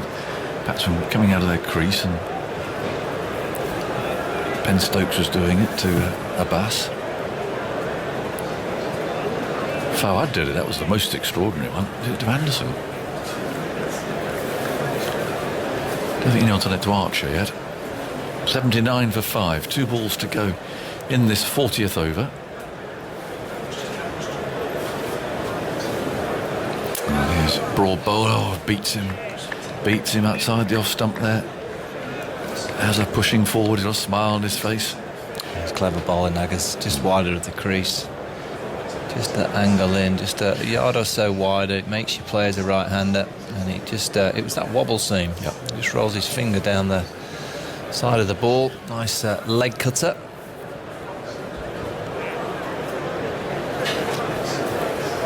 Broad wheels round again. Grips the ball, slips already, hands on knees. Broad comes in, bowls to Azhar again. He plays across the pad, finds mid wicket, and that's the end of the over. 79 for 5. So Pakistan 504 behind. They got 5 first innings wickets left. Azhar 29. Rizwan is yet to score. There's some thoughts from Michael Vaughan, and then Dan Norcross is coming in. Yeah, he's playing nicely. Azhar Ali, control, showing the stumping and the drop catches of Josh Buttler at Old Trafford, and then the one here. Yeah, it was a nice catch. So similar to the one that he dropped off Shyam Masood. I'm just looking at it on the screen. They've got a split screen of the drop catch of Shyam Masood at Old Trafford and the one that he's just taken here to get rid of Fawad Alam. And it just looks to me. Here is Bess, and his first delivery of this new over is driven by Mohammad Rizwan to mid-off, where Jofra Archer does the fielding. 79 for 5. Yeah, Dan, I'm just looking at the split screen here of the two catches. The one that he dropped at Old Trafford, they're just analysing it on the television. I'm no wicket-keeping expert, but so far it looks very similar from the release of the ball out of the hand. Bess in, tossed up, and an attempted defensive push thuds into the pad of Rizwan, and there is no run. And the ball's coming down. Yeah, it just looks like he releases his left hip a little bit out of the way to allow his hands to get in the right position on this occasion. The leg was a bit differently situated as well, I thought, as Bess... Bess want to turn past the inside edge of Rizwan and through Josh Buttler's gloves. I don't think there was anything on that. I'm going to wait to see the umpire signal. I think this is going to be byes, and they've got 2 of them, if so. Leg byes, actually. Yes, I thought his right leg was more on off stump, and to Masood it felt like it was a little bit more on middle stump. Would that be fair? Yeah, I think so. And then that left hip just released a little bit more on this occasion. That was beautiful bowling. 52 miles an hour, that last one from Dominic Bess. I reckon that's his optimal pace. He just seems to get nice drop, dip revolutions when he's bowling at that pace. He's in again, a bit flatter, and that's defended by Rizwan into the ground, and Buttler is able to take it with his left hand and just take the ball to the stumps, and Rizwan just had to make sure he was back behind the line there. He was. He survives. Buttler took a bail off, but no more. 81 for 5, Pakistan. Struggling manfully today. They've just lost the 2 wickets. And as Bess is in again. And Rizwan sweeps vigorously out to the backward square leg boundary for 4. It's a good shot, got a good stride in for not a particularly tall man. It's a decisive shot, got to the pitch of the ball and swept it away well, about 15 yards behind square. Yeah, you just watch Mohammad Rizwan. He's always itching, isn't he, to try and get going. He's a busy player. That's a wonderful sweep shot. Quite a safe shot with the square leg up, hitting with the spin. 85 for 5 with that. Wasn't that far away from poor Ollie Pope, who was... Oh no, it is Pope there, of course, under the lid, who made himself as small as he possibly could be. Here is Bess again, just the one slip in, short mid-wicket, and that's short down the leg side, and that's been pulled away. I don't think it's going to make it to the boundary. It's being pursued and will be just hauled back in by Zach Crawley down there in the deep backward square leg boundary, and they've gone through for 3.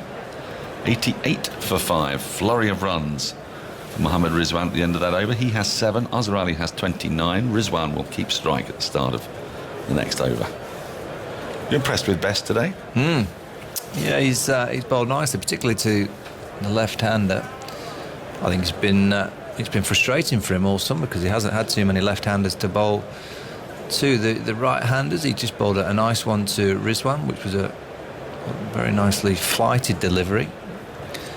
Just seems to be just struggling to keep it out there to the right-hander, just outside that off-stump at the right pace. He just seems to be getting a bit flat and a bit straight. It's not the sort of pitch yet you think that he might be able to come round the wicket and bring Maybe. the leg before into play. Yeah, maybe. 3 slips. There's a short cover as well. Who's in a catching position, really. 3 strips along as Broad comes in to Rizwan, who pushes tentatively off the outside half of the bat to a back of a length ball down to Pope at backward point, and there is no run. Set fair for today. I don't think the game's going to end today, though. Pakistan have shown commendable courage in keeping England's bowlers at bay. Yeah, how many overs left today? Andy? 65 after this one. We've got about 4 hours and 40 minutes to get them in, have we? As Broad is in, and that's defended again, pushed into the offside of the front foot this time. Bullish ball, but again Pope does the fielding at backward point. Just moves in front of square to collect, and there's no run. Yeah, you just feel this partnership is one that Pakistan have to take deep. Yasir Shah next, and then it's well, I think in terms of the bowlers, it's roll up, try and get the ball in your hand as quick as possible. Well, it's also hard to imagine Yazir propping forward and defending, isn't it? So you imagine a chance would come. And as Broad is in, driven to extra cover, short extra cover, well fielded by a diving Crawley, and there is no run. It was full. It was a firm, crisp shot from Mohammad Rizwan, who impressed mightily on a much more awkward surface than the last game. Hit 72 in very, very trying conditions, actually. There's a general view, isn't there, that Mohammad Rizwan has impressed this summer, both with gloves and with bat. As Broad runs in, right arm over, it's pushed in defence, forward defence, up to mid-off, where Jofra Archer does the fielding. I hear that you're having stats for dinner tonight. Is there a way we could use your love of stats just to sort of pick your meal at random? I mean, if you could come up with sort of your 5 favourite 2-digit numbers. You must have some favourites in there, don't you, Andy? As long as it's only to 1 decimal place. OK. Broad in, and that comes back in to Mohammad Rizwan quite sharply. He gets his bat down it just in time. It's very full, and the inside half of the bat connected and pushed it to mid-wicket. And there is, once more, no run. Dom Bess there at mid-wicket. 88 for 5. Never fully understood why cricket goes to 2 decimal places for averages and strike rates. Always seems slightly unnecessary. Quick thing on Dom Bess. Having a good game again. 27 useful runs yesterday and a wicket today. Here is Broad once more into Rizwan from the pavilion end, and Rizwan defends solidly, firmly, very well indeed to Crawley at short extra cover.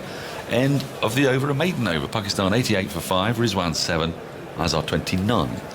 In the last test, he didn't bat, he didn't bowl, and he didn't take a catch, and only 4 England players, including Bess, have done that in the last 50 years of Test cricket. Adil Rashid against India at Lords, a game in which England's seamers dominated and he wasn't required to bat or bowl. Gareth Batty, similar game against Bangladesh at Lords in the start of the 2005 summer when you were captain, Michael. And Keith Fletcher in a test in New Zealand in 1975.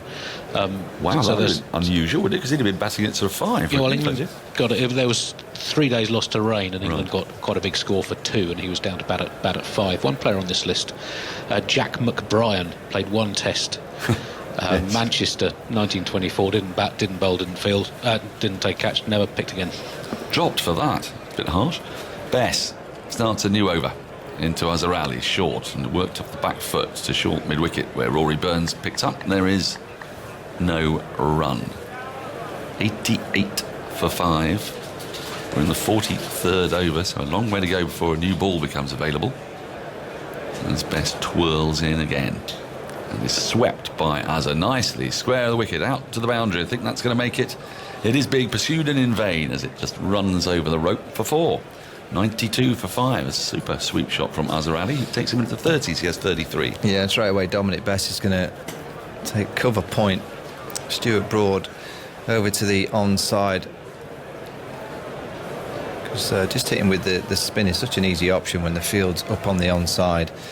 So he's going to put a square leg back.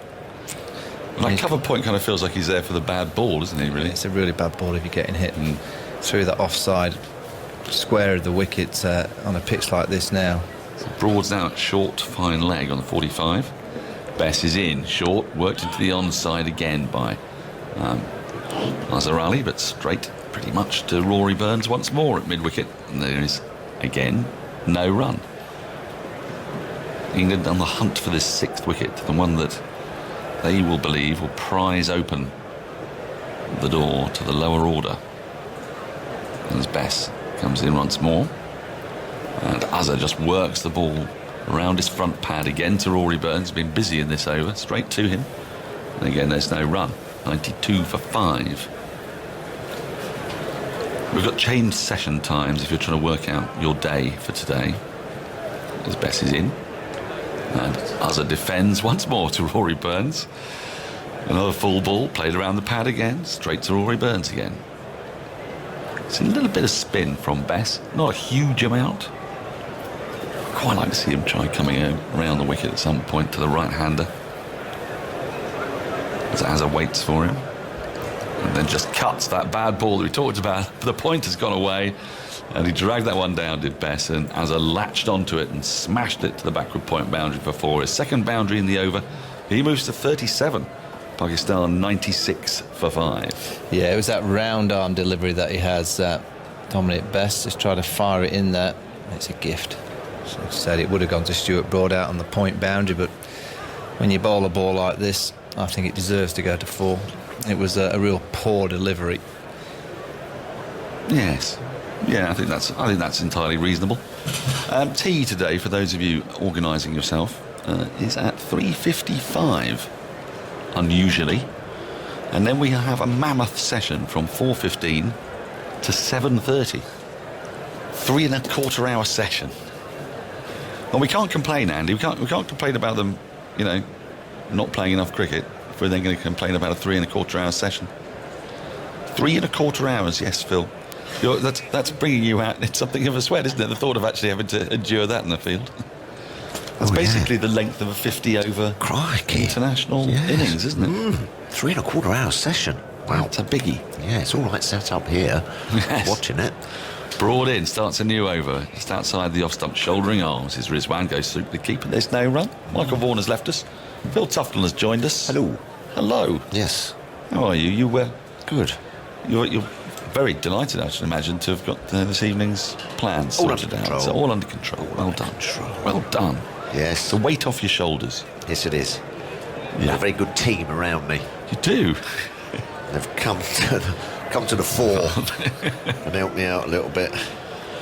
So it's under control. Here's Broad into Rizwan. Is driven.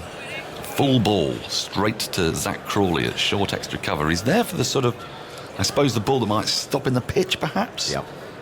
I haven't seen too many signs. I haven't seen too many signs of misbehaviour on the pitch. A couple have gone a little bit low. Haven't seen an awful lot of spin. England basically did the donkey work last night, didn't they, by getting those exhausted top order to come out to bat. Yeah, broke the back of the innings. You fancy Barbara Azam might quite like batting on this pitch. Yeah, I was going to get rid of him just at the end of last night for sure for England. It was key. As Broad is in, Rizwan drives a full ball up to Jofra Archer, who was made good ground to his right at mid-off and then dived full length and then stayed there. Parried the ball to Anderson at mid-on, and there is no run. Yeah, it's one of those pitches, isn't it? You just got to be patient. You just got to nag away. Hopefully the odd one might just nip or move off the seam. It's all slightly attritional. Yes, it is. Isn't it? It's going to be like that. Yeah. Oh, yeah. The ball's got a bit soft. You just got to hang in there and just, do the body of work that's going to get you the wickets. Here's Broad, outside the off-stump, wide, patiently left alone by Rizwan. There's no run. We saw a very, very quick spell from Jofra Archer. Cool, yeah. It was quite scarily quick on occasion. Yeah, on a placid pitch. On a placid pitch, yes. And he's the only bowler really who sort of consistently tried a short-pitched approach. But I suppose Nazim Shah did to Chris Wokes, but it was all a little bit different and a bit late. Yeah. Wasn't quite the jeopardy on it. No, when he gets in the mood, Jofra, you can get him down there, can't he? And here comes Broad. And Rizwan again lets this go by. It's too wide of the off stump, quite full, but more sort of fifth stump than a fourth stump. And Rizwan is not tempted. 96 for 5, the score remains. Yeah, you get the feeling that this is the partnership, isn't it? That England, as you say, just got to stay patient. Just wait for something to happen. They're not going to roll over this Pakistan side. Rizwan, nuggety cricketer, isn't he? But I really like him. Yeah, he does. He's a lovely hands. He's very still at the crease. He's a fighter. When he's batting. Here comes Broad to complete this over, and has he got an edge on that? He's convinced he has. They're imploring the umpire, but they have no reviews. They have no reviews, so the umpire, having turned down that, will not be scrutinised. Oh, they all like it as well. Now then, what did you hear anything? Well, no, I Phil? didn't hear hear anything. But everyone went up at the same time, didn't they? They did, and you even got the hand wave, Yes. which is Jazz usually a hands. fairly good sign of enthusiasm. Let's take a look at this again. No. Oh, I see. Oh, it Actually, may be LBW. yes, it did come off. It came off the pad and then through to Butler. Yeah. And actually, that looks very close indeed. I think Just might outside. just leave him outside the line. Yeah, perhaps, yeah. Probably be umpire's call, I imagine. Yep. We're going to have a look at this now. And there's that one that just nips back. The impact is outside. It was clattering into the stumps about 4 inches from the top of off stump. But the impact was just outside. So a very good decision from the umpire. We must credit where credit's due. Don Bess is off. Don Bess is off, yes. He's... what was it? What was that spell, Andy? not 8 long. overs? 8 overs, 1 for 22. Yeah, I thought he was just getting into a little bit of rhythm. Yeah. I suppose James Anderson's handed and replaced It's him. not a bad replacement, is it? Yeah, it's 597 wickets. Yeah. And of course, we're very aware of that because he's zeroing in on a huge milestone. 600 wickets, no quick bowler's ever got there. And he starts a new spell. And Azhar Ali drives his first ball, which was fallen on off stump, up to Chris Woakes at mid-off, and there's no run. He's had success already today as Anderson, picking up the wicket at Asad Shafiq, caught at slip by Root. He had 3 last night, of course, both openers, and the big one of Babar Azam. And England would dearly love him to get one here now, because he may be thinking, why is there any real sort of jeopardy on this? Pakistan are a long way behind, but the weather forecast for Tuesday is decidedly enervating, as Anderson is in, straight driven, firmly driven. I think Anderson got a little hand on that, prevents it from getting to the boundary, and Woakes has to run to his right from mid-off to retrieve the ball. It went virtually behind the stumps. I say virtually because it would struggle to go. It went under the stumps, but one more to the total, 97 for 5. Just talking about Don Bess, looks such a better bowler when it comes up from the hand. It's a bit fashionable nowadays for spinners to sort of like, bowl it into the pitch and, keep ploughing away, and one turns, one doesn't. The one that got Fawad out, as you say, noticeably tossed it up a little bit, just took the pace off it a bit. Sometimes, the spinners, they just like the ball a little bit too quick. Get the batsman groping a bit, get it to sink. Yes. Anderson in, flicked away off the pads by Mohammad Rizwan down to fine leg or long leg as the throw comes in from Broad to move to his right a bit to get there, and as a result they get through for 2. 99 for 5, Rizwan to 9. Yeah, I mean, that's how you get the dip, is it? Yeah, Well, you give it a flight and then... Yeah, it's got to go up from the hand. Got to go Yeah. up from the hand a little Can't bit, dip from there. No, if you're sort of the trajectory is sort of straight down, Yes. you've got to be spot on your length, and Pakistan were looking to play him off the back foot a little bit, but then just get it up a little bit. You don't have to necessarily take pace off it. It's just that up from the hand, which just automatically gets the batsman sort of thinking going forward. Anderson in to Rizwan, who drives crisply and neatly again. Another full ball on off stump, straight to Chris Woakes. There's no run. I don't quite know why he's been taken off, actually. I thought he was creating a bit of Yes. trouble out there. Yeah, I mean, I suppose his last 2 overs went for the bulk of his 7 runs. and 8, yeah, so he had 1 for 7 from 6 and then Yeah, 15 from 2. Yeah, but sometimes that can be a bit of a blow for a spinner. Okay, I was just trying a few things, got hit for a few 4s, keep us on skip. There's a lot of runs in the bank, aren't there? Yeah. Anderson in, forward in defence comes Rizwan and pushes the ball to Zach Crawley at short extra cover, and there is no run. Anderson's got to... It's a fight. How can I describe the look on his face? It's sort of perennially irritable. Yes, it's a bit grumpy, isn't it? He always has been. Yeah, here I am. Yeah, Bowling into the wind again. there you go. Presumably he'll have chosen this end. That'll be his preferred end. It's where at the end he's got all his wickets from. Exactly. He runs away from us. And Rizwan defends again. Another full straight delivery back to the bowler. No run off it. 99 for 5. Rizwan has 9. Azhar Ali has 38. Pakistan 484 runs behind still. A reminder, this time next week, England's T20 against Pakistan will be live on BBC One. Live. We'll have TMS commentary as well, of course, and our highlight show is on BBC Two from 7 p.m. tonight. And of course, you can get all the highlights from the BBC website and app. I'm going to make a swift getaway and allow Isha Guha to get in with more words from Phil Tufnell once she's found her headphones. Looking forward to that. Live cricket on the BBC, bit of T20. Pakistan, always a flamboyant one-day side. It should be number one in the world. Should be exciting. Looking forward to that. Ish, for you? Very much so, as Broad is in, bowls wide of the off stump to Azhar Ali, who allows it to pass through to Jos Buttler. 3 slips in position. Grey clouds up above, but sunshine poking through. There's a bit of blue sky dotted around as Broad will return to the top of his mark. Matches your trousers. Lovely Sky blue. Sky blue, very nice. Thank Bright, you. Yeah. cheery. Appreciate that, Phil. Yeah, it's, like a bit of colour in my life as Broad approaches the crease now. Ooh. Ali fends at one outside the off stump. Extra bit of bounce off a length as it goes through to Buttler. Yeah, there is still that bit there, isn't there, Isha? Just outside that off stump, looking to drive, sort of on top of the bounce, and just kept coming at him. That will encourage Stuart Broad. Whizzed past the outside edge. Yeah, that T20, the first live England match on BBC TV since 1999. Oh, I'm excited. Next Sunday. Excited. It's going to be good, isn't it? Yes, we're going to have some fun, Phil. We as are. Broad bowls Ali on the front foot driving to mid-off. No extra bounce on that occasion. It just came through nicely for the Pakistan captain. Pakistan 99 for 5 here, trailing by 484.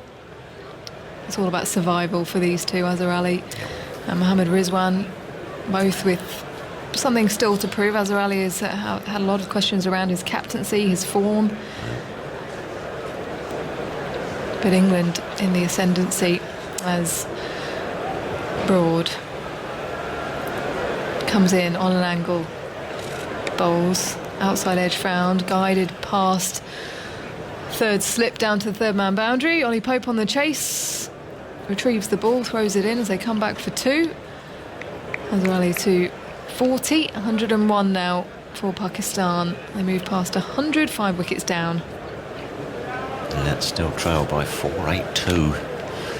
It's a long road for the Pakistan captain, but he's got a good mate out there in Rizwan. I like the way he goes about his cricket. They're both fighting. That's what you've got to do. Almost ignore the scoreboard. Little chunks, little goals, session by session. The ground bathed in sunshine as Broad bowls outside the off stump, and Ali allows it to pass once more. Crowds, Phil, for the T20s. They won't be. Not allowed, there won't be.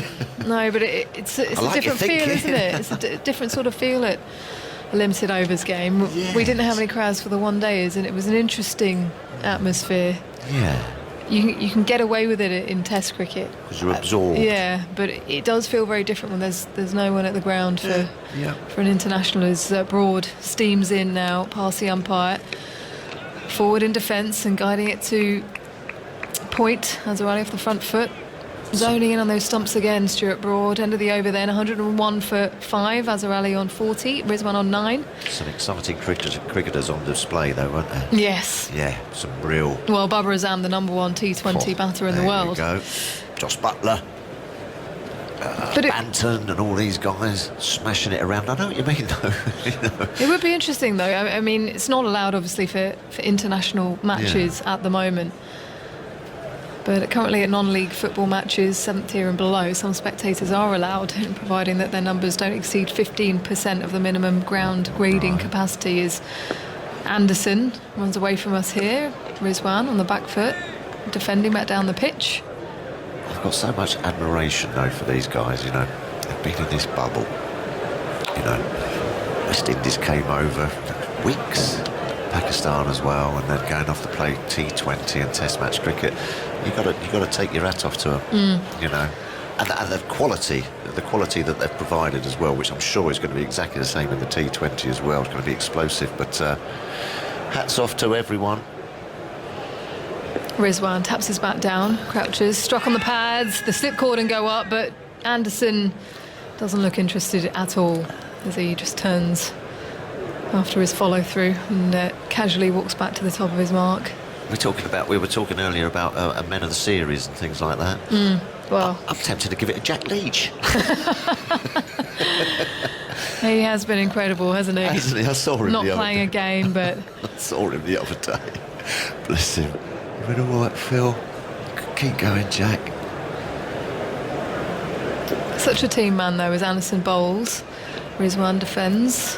Yeah. Again, aiming for the top of off there, Anderson. They've had to go through a lot, Yeah, so we they can have. all have a little watch. But just on that, in the crowds, Yeah. Stuart Broad bumped into him a couple of times from a distance, and he's Not literally. talked about. He said he was a little bit concerned about the fact that he'd be bowling at the ground with no crowds, because he is someone that likes to be G'd yes. up, and yeah, feeds off it. absolutely. But it's worked out for him as Anderson bowls down the leg side this time. Well, yeah, and that's what I'm saying. I mean, I've been so, in admiration just for, the way they've gone about the business, very professional. Some of the standards just been top draw, so I'm expecting the same again. But it's going to be awkward. I tell you what will be awkward in the T20. Have they got any stewards to throw the ball back? Good point. 'Cause You they'll do. yeah. You can imagine Johnny Bairstow getting on a roll at the Yeah. top of the order, Jason Roy as well, as Anderson arms pumping.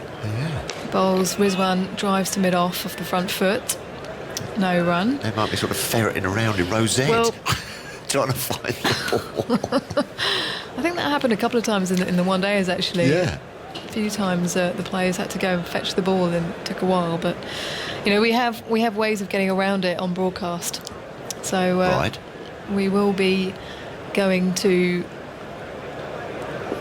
crowds of fans on the screen as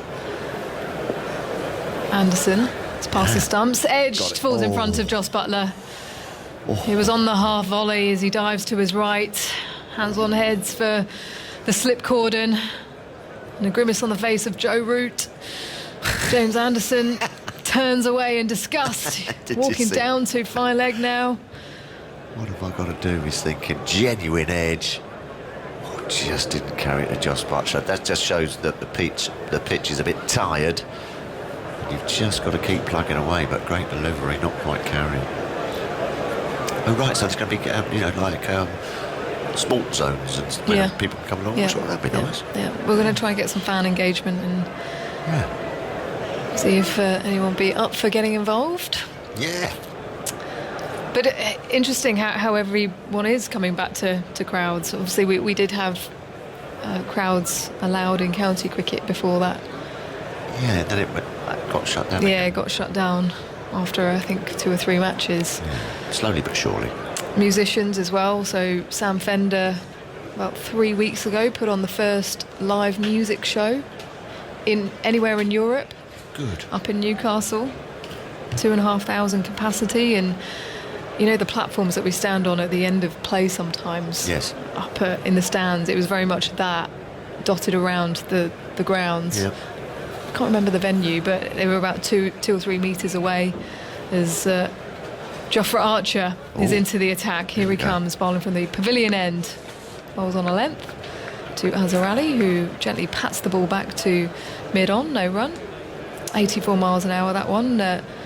Bowled a quick burst a little bit earlier. I think it was 5 overs, that spell, Andy. Nasty. Lovely to have The up 2 your overs, sleeve, isn't it, yeah. as a captain? Oof. You've got the likes of Broad, Anderson, Wokes, and then you just go, oh, come on then, Jofra. The last 2 overs of that the first of his spells today were the 6th and 7th quickest overs of his Test career, according to the ball tracking data. Yeah, nice. That's what Joe Root asked of him, wasn't it? As he's in again, on the back foot this time, Azhar Ali. Again, just working the ball to mid-on. 90. Just saw that come up, 90 miles an hour. His gold chain swishing around, Yeah, it's a beauty, isn't it? popping out from beneath his shirt. As he turns at the top of his mark, gives the ball a bit of a shine. He's got 3 slips in position. Man at deep gullies. Ali leaves the ball outside the off stump. Very backward at point. Got Stuart Broad at extra cover. Mid on, short leg. A leg gully and a man down. James Anderson down at fine leg. He does sort of slice those ones outside off stump. If you do get him onto the front foot, that can sort of go skimming into that backward point region. Quite like that. I'm seeing that as a wicket-taking position. It's just got a bit darker. It does. Looks like it has as Archer bowls. Let's there guide it it back is. past that man. Down to the third man boundary. Smile on the face of Jofra Archer. Azhar Ali will pick up a 4, goes to 44, 105 for 5. I think he could almost do with coming in a couple of yards as well. I mean, that would have gone sort of, well, we would have had a chance of catching it there. It is a slow pitch. And there's Azhar's. No, it's not. What they're doing. It's his 6,000th run in Test cricket. Well played.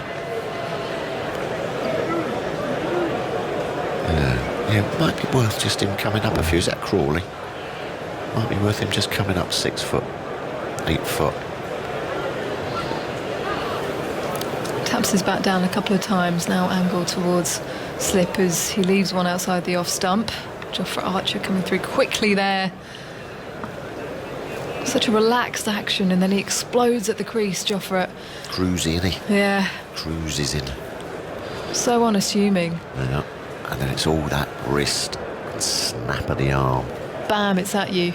Boom, yeah, no, and he can just get one just to absolutely take off. A little bit like that Nazim occasionally. Yeah, can yeah. just get that one that just goes whoosh from nowhere. Here comes Archer again, braided hair in tow, and defends back to the bowler, does Azhar Ali at the end of the over then. A pacey one from Jofra Archer. 105 for 5. Pakistan trailing by 478. Players are going to take a refreshment as well. James Bracey with the drinks is now being ushered off, is he? Well, no, he's coming on. He is coming on. They are going to have drinks. The batters signal over to their drinks carrier. I've seen Sarfraz come out a couple of times, the former Pakistan captain who will be involved in the T20 series. Doing his bit. It's a team effort, as you say. The old skipper coming in. Azhar Ali is the 5th Pakistan player to reach 6,000 runs in Test cricket. He's done so in his 81st match. Yunus Khan is their leading run scorer with 10,099, followed by Javed Miandad, 8,832. Great player, played from through the mid-70s up into the early 90s. Inzamam ul Haq, and then Mohammad Yusuf. So Azhar Ali, the 5th Pakistan player and 68th overall to reach 6,000 runs in Test cricket. Had it mis-stumped at the Oval, Javed Miandad. That would have been a nice one. Stumped. Might have been Stewie. Yeah, we were hearing stories about Javed last night, weren't we, with Azhar and Atif. Yeah, feisty. I always remember that scene in Australia where him and Dennis Lilly came to blows. There's a famous picture of that. With the white helmet, with just the earpieces. Yeah. Oi. Yeah, that would have been a good contest actually, because DK was a. He didn't back down, did he? Dennis was a tough lad. That would have been, that would have been worth selling a few tickets for. Yeah.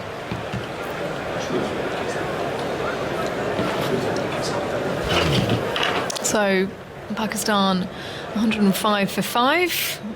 Just run through the wickets for you. 3 wickets that fell last night. James Anderson was at his best.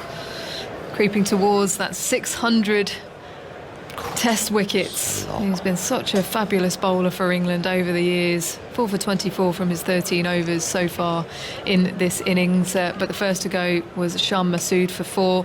Another delivery just angled back into him. The left-hander, LBW to Anderson for 4 when the score was on 6. Then it was Abid Ali, caught Sibley, bowled Anderson. The third, though, was the most crucial. Babar Azam, just before the end of play. LBW to Anderson, a ball that just jagged back, hit him on the pad, on the line of off stump, going on to hit the stumps. Then this morning, Asad Shafiq playing for his place, you would say. He's been under a bit of pressure. Asad Shafiq out for 5, caught root bowled Anderson.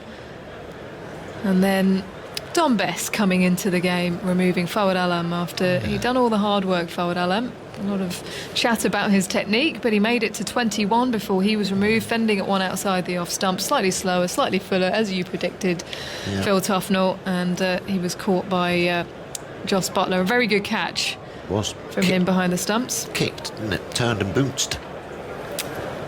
At that stage, the score was 75 for 5, and these two have come together. And Azhar Ali is 6 away from a half century. And another man under pressure, the Pakistan captain. He's standing at the non-striker's end at the moment. Yeah, I'm pleased for him, actually. Azhar Ali, he's a good lad, isn't he?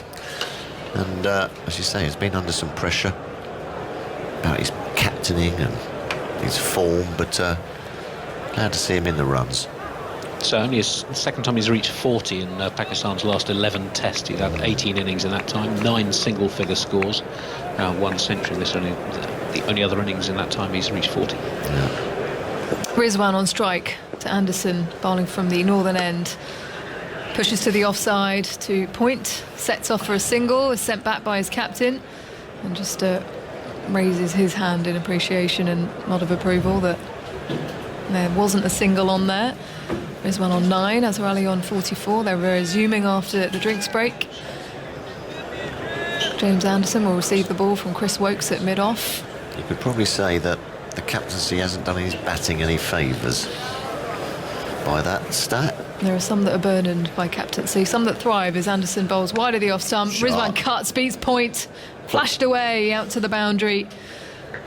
A loose delivery, a rare loose delivery from England's king of swing as he shakes his head now. Pakistan moves to 109 for 5. Yeah, that ball sounds through my earphones and it might have just gone a bit soft because he got every bit of that, didn't he? I mean, really flew off to the boundary. It didn't have that crack about it. It was a bit of a sort of a thud. So perhaps that ball's gone a little bit soft. There's been a bit of a wet outfield, isn't it? We've had some showers. Perhaps that's just made it a little bit spongy. Chris Woakes giving the ball a shine in his short sleeve jumper before tossing it back to James Anderson. Flashes of orange from the soles of his shoes as he bowls on a length on middle stump. Defended by Rizwan, back to mid-on.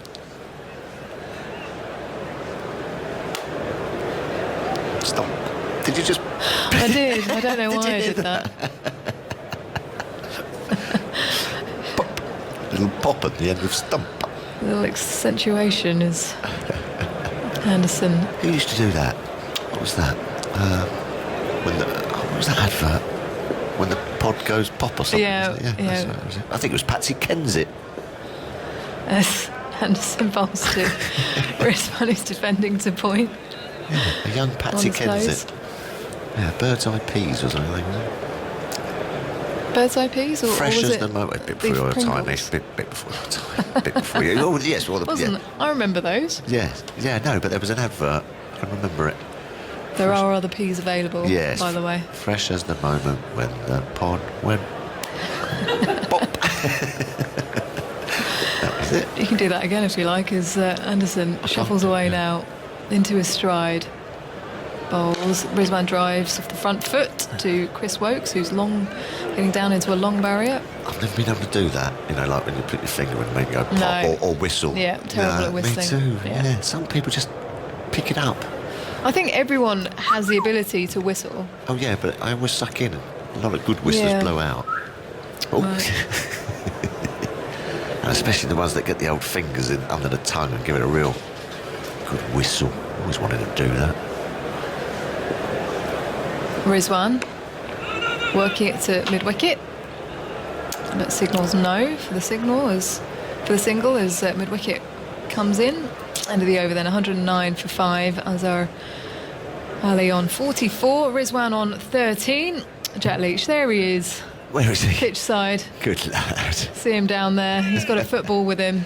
He's had them gloves on for a long time, hasn't he? There must be some pruning. chafage by now. Bit of pruning. A little bit pruning, like when you've been in the bath for too long. Yeah. He'll Well- be looking forward to having a bowl actually at a batsman Yes. instead of a cone. Yes. Yeah, he hasn't been able to leave the bubble because of concussion replacements as Archer bowls to Azhar Ali, who's patting the ball back. That really didn't get up off a good length from Archer. 87 miles an hour, that one. Yep. Who's with him there? Woody? Is that Wood? Yep. Yeah, they've done it tough this summer, those boys. What was the longest tour you went on? Oh, wow. Where No, you were just a net bowler? oh, well, no, I always played. Yeah. Yeah, but I mean, the longest tour was 94 months. Azhar Ali carves one, beats that man at point out to third man. Bit of width from Jofra Archer. This time he was well in control of this. Goes to 48, Azhar Ali, 113 for 5. Yeah, lovely shot. Lovely shot. Seeing it well now. He's got himself in. The Pakistan captain. And there's that man we were talking about. Just perhaps a little bit finer. He does skim him in that area just behind point. Lovely catchable height. Yeah, we've got a good piece of that. No, 4 months. I think it was about 4 months. We left in November and got back the end of February. That's when we played sort of like... You know, about He had loads of warm-up 10 games as well. Yes, we played every state. You know, the President's 11, I don't know, the Surfers 11. You know, any 11 that they put out, we lost most of them. Here we go. Now there's a field change. Yeah, I like that. There's a gully in position and a backward point. Catching gully for Jofra Archer as he comes in now. Whilst the umpire bowls short and hostile to Azhar Ali. He was angry there. Jofra Archer as Ali ducks underneath it. Yeah, there's one just crept in at that leg gully as well, isn't there? So Joe Root right on the attack here. I like that though. He's asked for his fast bowler to give him short, sharp, quick spells, and he's now given him the field to utilise it as well. Attacking field. Archer bowls back of a length this time. Ali defends back to Archer, who collects the ball, kicks it up with his right foot into his hand, and now striding back to the top of his mark. Bright sunshine now here, piercing through the clouds. Dark grey skies over to our right. They're moving away from us. Did the England ladies tour in your day? Did you go away on tours? Did you? Yeah, we went on a few tours. Yeah. no, I mean, were they long ones? Yes. Another short ball comes out. Azhar Ali dips down again as it goes through to Jos Buttler. Yeah, we travelled everywhere, but Yeah. I remember a tour to South Africa, probably 4 or 5 weeks where I didn't play. Net bowler. Long stretch. Tough, isn't it? 3 weeks maybe, 3 or 4 weeks. Yeah. Keep you fit, I suppose. Yeah, it was made you hungry. Yeah. Hungry for. I just went back and worked incredibly hard at my game to try and make sure I wasn't dropped again. No. Had enough of that. Yep. But we were allowed out though, as Ali turns this Sure. one past. Short leg out to the deep square boundary. Don Bess is chasing after it from leg gully, and the ball will win. So another boundary for Azhar Ali, who now looks to the sky. 52 for him, his 32nd Test 50 in 81 matches. A man that has been under serious pressure. 117 for 5 now, Pakistan. He needed that. Yes, his 48 50 plus score. He has 1600s as well. It's his 6th against England in 17 tests. He has 2 centuries amongst that, and his 3rd 50 plus score in 9 tests as captain. Yeah, well played, Azhar Ali. Sorry, came for 137 balls. With that, his 7-4. Yeah, well played. Well played. Delighted for him, actually. A few more words from you, Phil, and then it will be Atif Nawaz. Yeah, he has that technique that if he just not quite in sync early on, you can get him LBW playing across that front pad, but he's shown once he gets in, difficult to dislodge. Anderson in now to Rizwan, who drives To extra cover for no run. Afternoon, Phil. Hello, Atif. How are you? I'm all right. How are you? Haven't Yeah, seen very you well, all thank day. you. Yeah, I know, it's been a while. It's been a while. It's been a while. 117 for 5 Pakistan. Azhar Ali just getting to his 50. It's a rare milestone for Pakistan in this game. The other two came pretty in quick succession for him, really. 6,000 test runs and a 50 to go with it. That'll make him feel a little bit better. He's had a difficult few weeks as Azhar Ali, as Anderson comes in once again and bowls back of length on a leg stump line. It's been played to that fielder at square leg for a single. And Rizwan will be on strike now. He's on 13.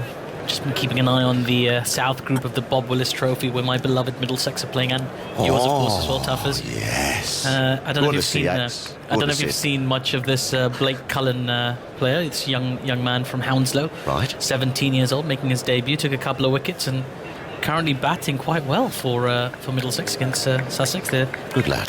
293 Sussex got, and Middlesex currently 149 for 6 at Radlett. I'll keep you abreast of that, whether you like it or not. In comes Jimmy Anderson. The next ball's been pushed into the covers for no run. We're going to say bye to Phil Tufnell temporarily. And welcome back, a rather dapper and well-dressed Azhar Mahmood. Thanks, man. Looking good, Azhar bhai. I told you we're going to do something special here. Yeah, we're both Wearing in the pink pinks, today. yeah, We've both got the pink going on. A little Bret Hart tribute. I like it. And nice to see a decent knock here from Azhar. 52. Really kind of determined, dogged knock, really. A lot of patience. Long time coming. He's got some runs. Anyway, Anderson coming in now to bowl, and Azhar just pushing that to extra cover defensively. I'm so pleased to see him batting so well, and he just managed to get 6,000 runs as well. So 5th Pakistani to on the list, highest run scorer for Pakistan.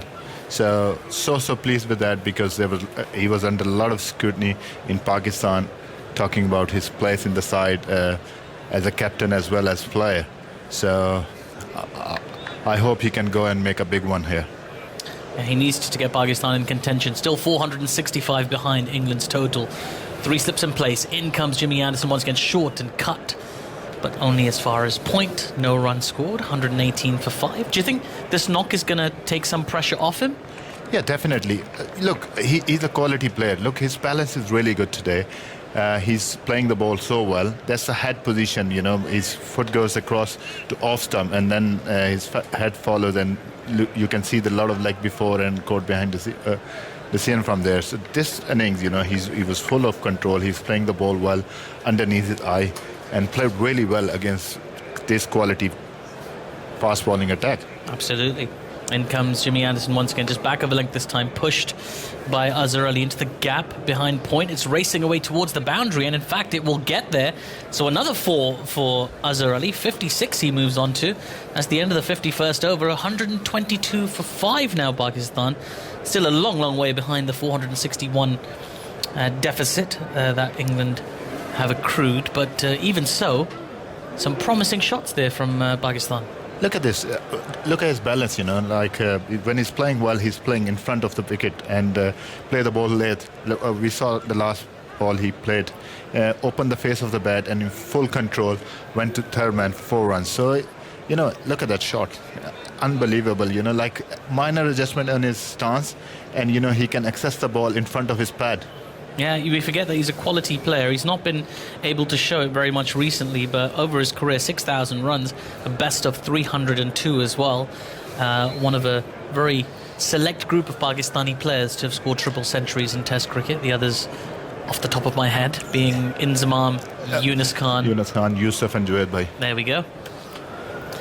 80th Test match this for Azhar Ali, and he's got a job to do here for Pakistan. It's Rizwan, the wicketkeeper, on strike as Jofra Archer comes in from the far side and bowls. It starts with a short one, and that struck Rizwan on the helmet, it looked like. We'll get another look at that, but that was a sharp delivery, 89 miles an hour, and just took off from a length. And Mohammad Rizwan just coming down the track and having a chat with his batsman. The physio's going to rush straight out quickly. They don't take any chances these days, of course. That hit him very hard. Yeah, it was a nasty delivery. Quick. Archer is bowling really quick. Yeah, concussion test here. You know, the physio, big cliff is running down to Rizwan. Yeah, it hit him flush in the grill of the helmet. And lucky it didn't touch any part of his face, but even so, they're going to do a little test to make sure he's okay. Yeah. It was very quick off the bat. Just surprised him a little bit, the pace and the bounce of it.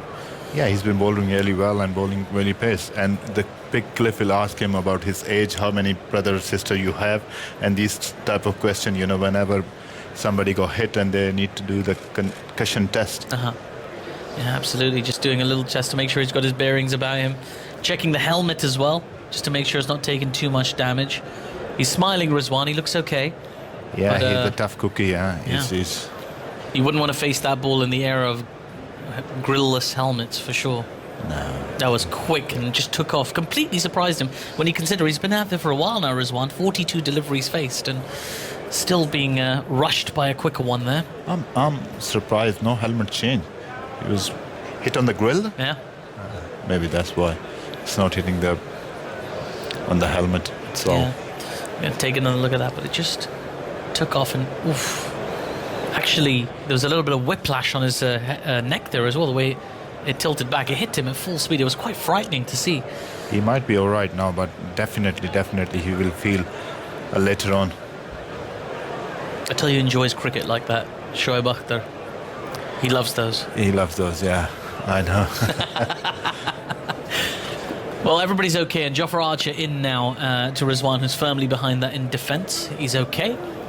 You know, it's very difficult to face Jofra Archer. You know, he's just jogging in and suddenly get the extra bit of bounce and pace from his action, a quick arm action and flick of the wrist. He's a tall guy, really tall action, and that's where he gets a lot of bounce. He's got plenty of energy in him as well. Used with shorter spells. I think it's been suggested that that's the best use of Jofra Archer as well. Short spells to get the most from him, not overwork him, as is often sometimes been the case. As in comes Jofra Archer once again, just on a length outside the off stump and pushed defensively into the onside for no run by Rizwan. It's looking after the workload of the people like him, Shoaib Akhtar, and all these guys who bowl 90 miles per hour. You know, workload is really important. You use them as for a small burst, come and give us 4 overs with full 100%, you know, everything behind it. And that's a great sign for the captain to have something like Jofra Archer in your side. Absolutely. As Archer comes in now once again, short this time, comfortably ducked under it this time to Rizwan as it sailed over his head through to the gloves of Jos Buttler. 122 for 5 the score. Rizwan just walking around a little bit. I think he's still, you get the impression he's still sort of shaking off that blow. It's not something you forget immediately, is it? Azhar, it just stays with you a little bit. No, you have to show the opposition, you know, I'm fighting here, I'm there, I'm here for fight. You know, sometime, you know, nowadays because of concussion and, you know, you have to follow the protocols, you have to go outside. You know, in our days, you know, when you got hit, you don't want to show to the opposition, you know, you got hurt. Jofra Archer coming in once again, a little bit full this time, driven nicely, but only as far as extra cover. No run scored. Stuart Broad with the unmistakable headband there. Good stride in for this last ball, you know. He's sending the message to the opposition, you know, I'm here for fight. You know, doesn't matter if I got hit, no problem, but I'm here to fight. And he's a fighty character. I like his attitude, I like his temperament, the way he batted in the last test match as well, you know, with the tail. Absolutely brilliant. It's quite the cricketer, Mohammad Rizwan. As in comes Jofra Archer again, a little bit short, just back of a length, and Rizwan all the way behind that in defence. That's the end of the over. 122 for 5. 52 overs gone in this Pakistan innings. Still 461 runs adrift up England's 583 in the first innings. And yeah, they're going to need to show all that fight, Azhar, that you're suggesting, just to the fans of the team, the supporters, just to show that they're. I mean, we talked about these teams at the start of the series being quite evenly matched, and it's not being reflected in the scoreline at the moment. No, it wasn't evenly matched. You know, if you see the comparison of Pakistan bowling lineup, you know, with England have a Broad, Anderson, Vokes, and Archer. You know, they have a lot more experience. You know, 1,100 wickets between them, Broad and Archer. Chris Vokes got 100 test wicket as well. If you compare to Pakistan, 30 odd first class game, and if you compare to these guys, you know, they definitely, you know, they have talent, yeah, they have ability, but you can't match them on the score sheet. You know, they have achieved for many years. and they are the champion 2 fast bowler for England, you know, one of the best, you know. Jimmy Anderson almost getting 600 wickets, the only man who had more than 550 fast bowler wickets, you know. Yeah. Jimmy Anderson is there and Broad is up there as well. So if you can see the comparison, yes, Pakistan is inexperienced but very talented. Yes, indeed. Well, there's a couple of close fielders in there as well now as Jimmy Anderson runs into Azhar Ali. Short outside the off stump. That's not really what you want to see. He's cut nicely as the fielder in the deep. There's a forlorn dive, but the ball is raced away behind point for another boundary. Azhar has moved on quickly now to 60.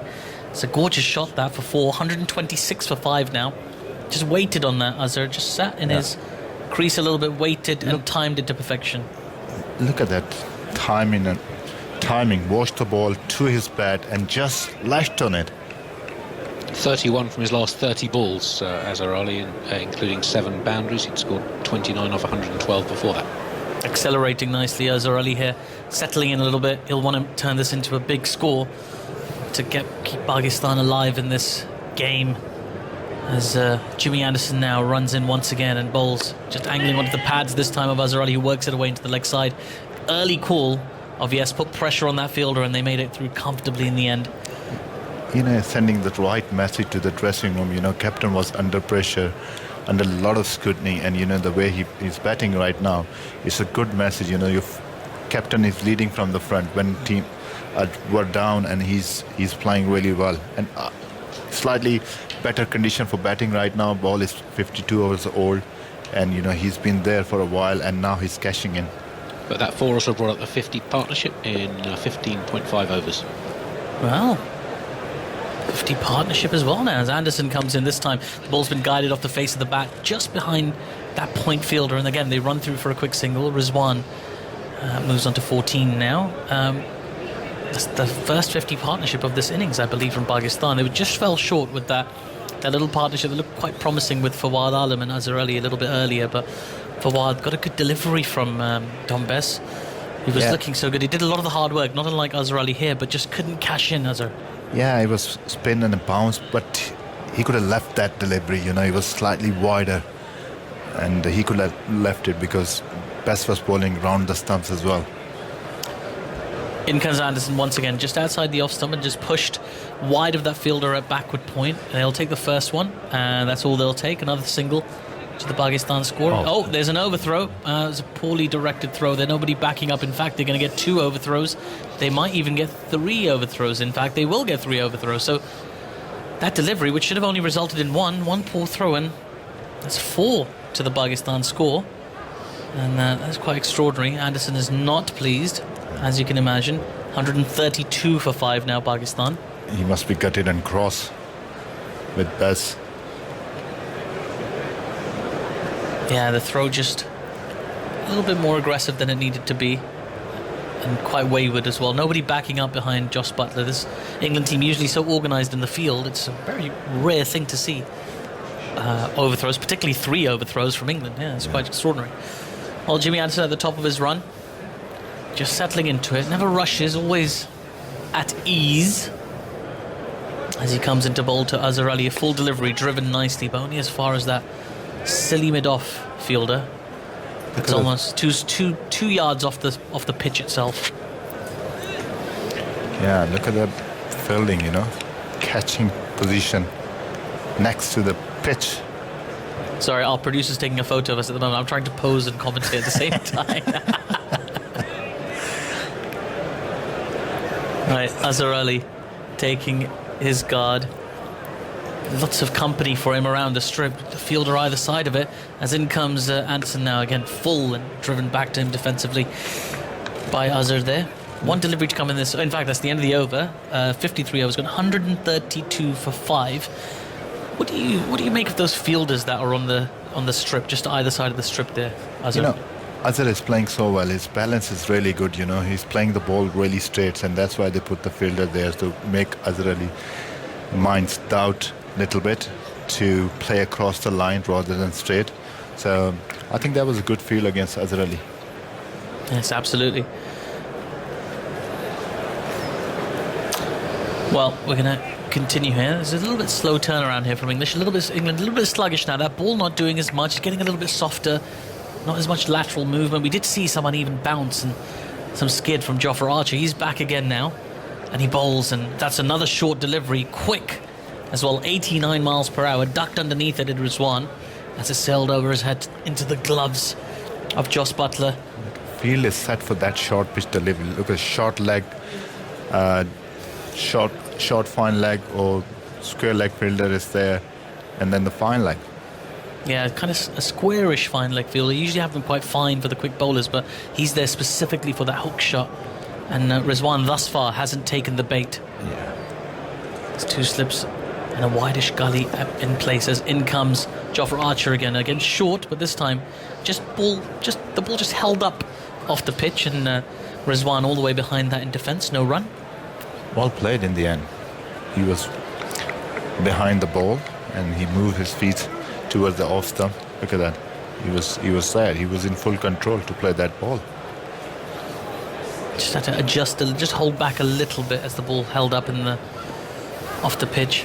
It's getting a little bit slower as Jofra Archer comes in once again. Short. This one was quick, it was short, but it's been guided nicely off the face of the bat, placed as well in the covers. It's racing away towards that boundary. 2 men in pursuit. Will they get there? There's a diving effort and an excellent piece of relay fielding in the deep there by the 2 England fielders who converged. Excellent work there in the deep. 135 now for 5. The Pakistan score. Rizwan with another 3 runs to his name. So the run's starting to come a little bit quickly now. Very good Pakistan. shot. Very good shot. Top of the bounce, and he just nailed it. Just leaned on it. It is a slowish outfield in that part of the ground, retaining a little bit more water from the showers that we've had earlier today. In comes Archer now once again. He bowls again, a short delivery, this time pulled by Azhar Ali in front of squares, racing away. There's a fielder in pursuit, but it will hit the boundary. So another 4 for Azhar Ali, another 4 for Pakistan. 139 for 5 now. Azhar motoring along. He's on 69 not out. That acceleration continues as Azhar Mahmood has just left me in the commentary box, and I'll shortly be joined by Ebony Rainford-Bread, who surely enjoyed that shot. A little bit of attacking intent there from Azhar Ali. Yeah, a bit of flair, isn't it? We've seen a few shots.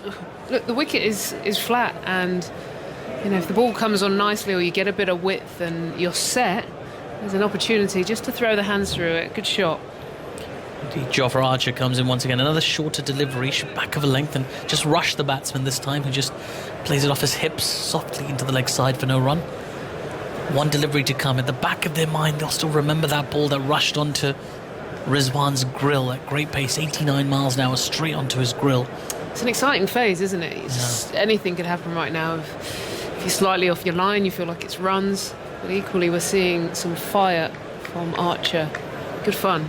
Yeah, what a contest this is as Archer comes in once more to Azhar Ali. He bowls another short delivery. Azhar all the way down, ducking it as the ball goes through to the waiting hands of Jos Buttler. End of the over, 139 for 5 after 54 overs. Ebony, maybe you could talk a little bit about this comeback from Pakistan while I make way for Jonathan Agnew. Yeah, just how important this is for Azhar Ali particularly, and if he can, talking up a long way away, he's on 69, but if he can get himself towards that century mark from a position of him being under pressure as captain for runs, to get your highest score and get something meaningful would be important.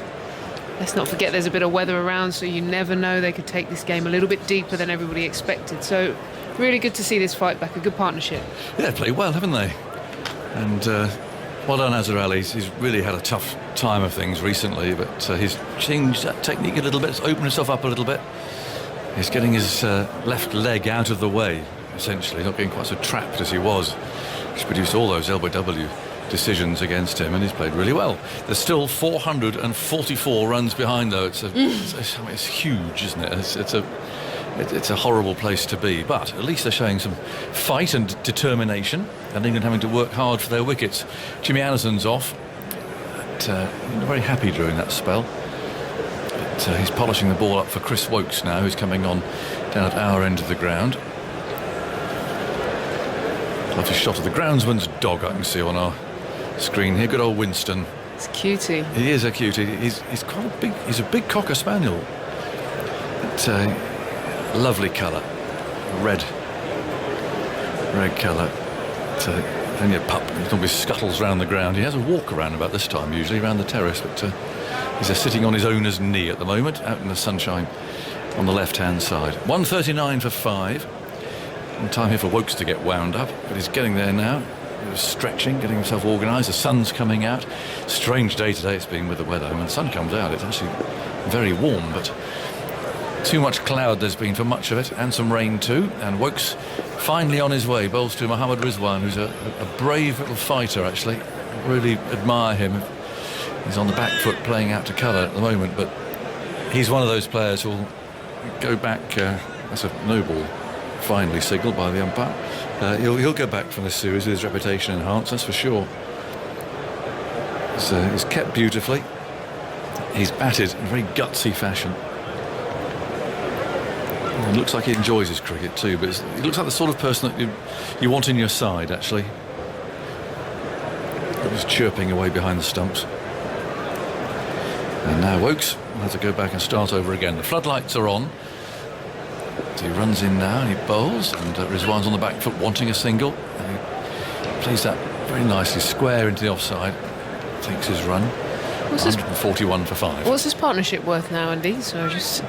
Partnership now 66 in a ball under 18 overs. A bit frustrating, and hear the shouting out there from England's players. Getting a little bit anxious. They're so in charge of the game, but let's get another wicket or two. Winston's having his ears tickled. Spaniels like that. In goes Woakes over the wicket. Bowles comes cutting back, turned out to mid-wicket. And there's no run. 141 for 5. As he wanders around the crease, just adjusting his thigh padding and so on, waiting for Woakes to complete the journey. Archer throws him the ball from mid-on.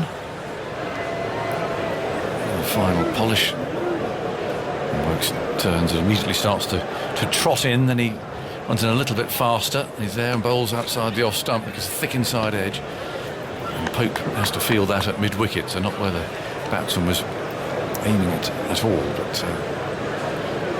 just correcting himself now, playing the shot again. There we go, where he'd like to have gone, which is towards mid-off, where James Anderson's standing with his arms folded. He's taken all but one of the wickets to fall so far, with Dom Best taking the last one. And Foward caught behind by Butler. A, it was a really good catch, nice one, real reflex. At B, it was turned and bounced. Off goes Woakes. Bowles hits him on the pad. Now they like that one. They're appealing for leg before wicket. They haven't got any reviews left. Umpire Gough says no. He's doing the right sort of things. But then funny now, I saw Joe Root there questioning, saying height. Yeah. But he's got no reviews. There's no point in saying anything. It feels like an umpire is coolish, doesn't it? Like it might be hitting the top of stump. It did jag back a decent amount. Quite high though. Top of the pads. Yeah, just above the knee roll, isn't it? But there's no point going through the questioning because they haven't got any reviews. So we haven't seen the technology run on the replay yet, but it wasn't a bad shout. It did the right sort of things. Martin Gough's had such a brilliant game. I think I'll go with him. In goes Woakes. Bowles short this time and thumped off the back foot at him by Azhar, who was waiting there for Woakes to hurl the ball back at him. And cowered away a bit. Let's have a look at the technology here. Impact in line, wickets, umpire's call for height. Just a bit of a bail trimmer.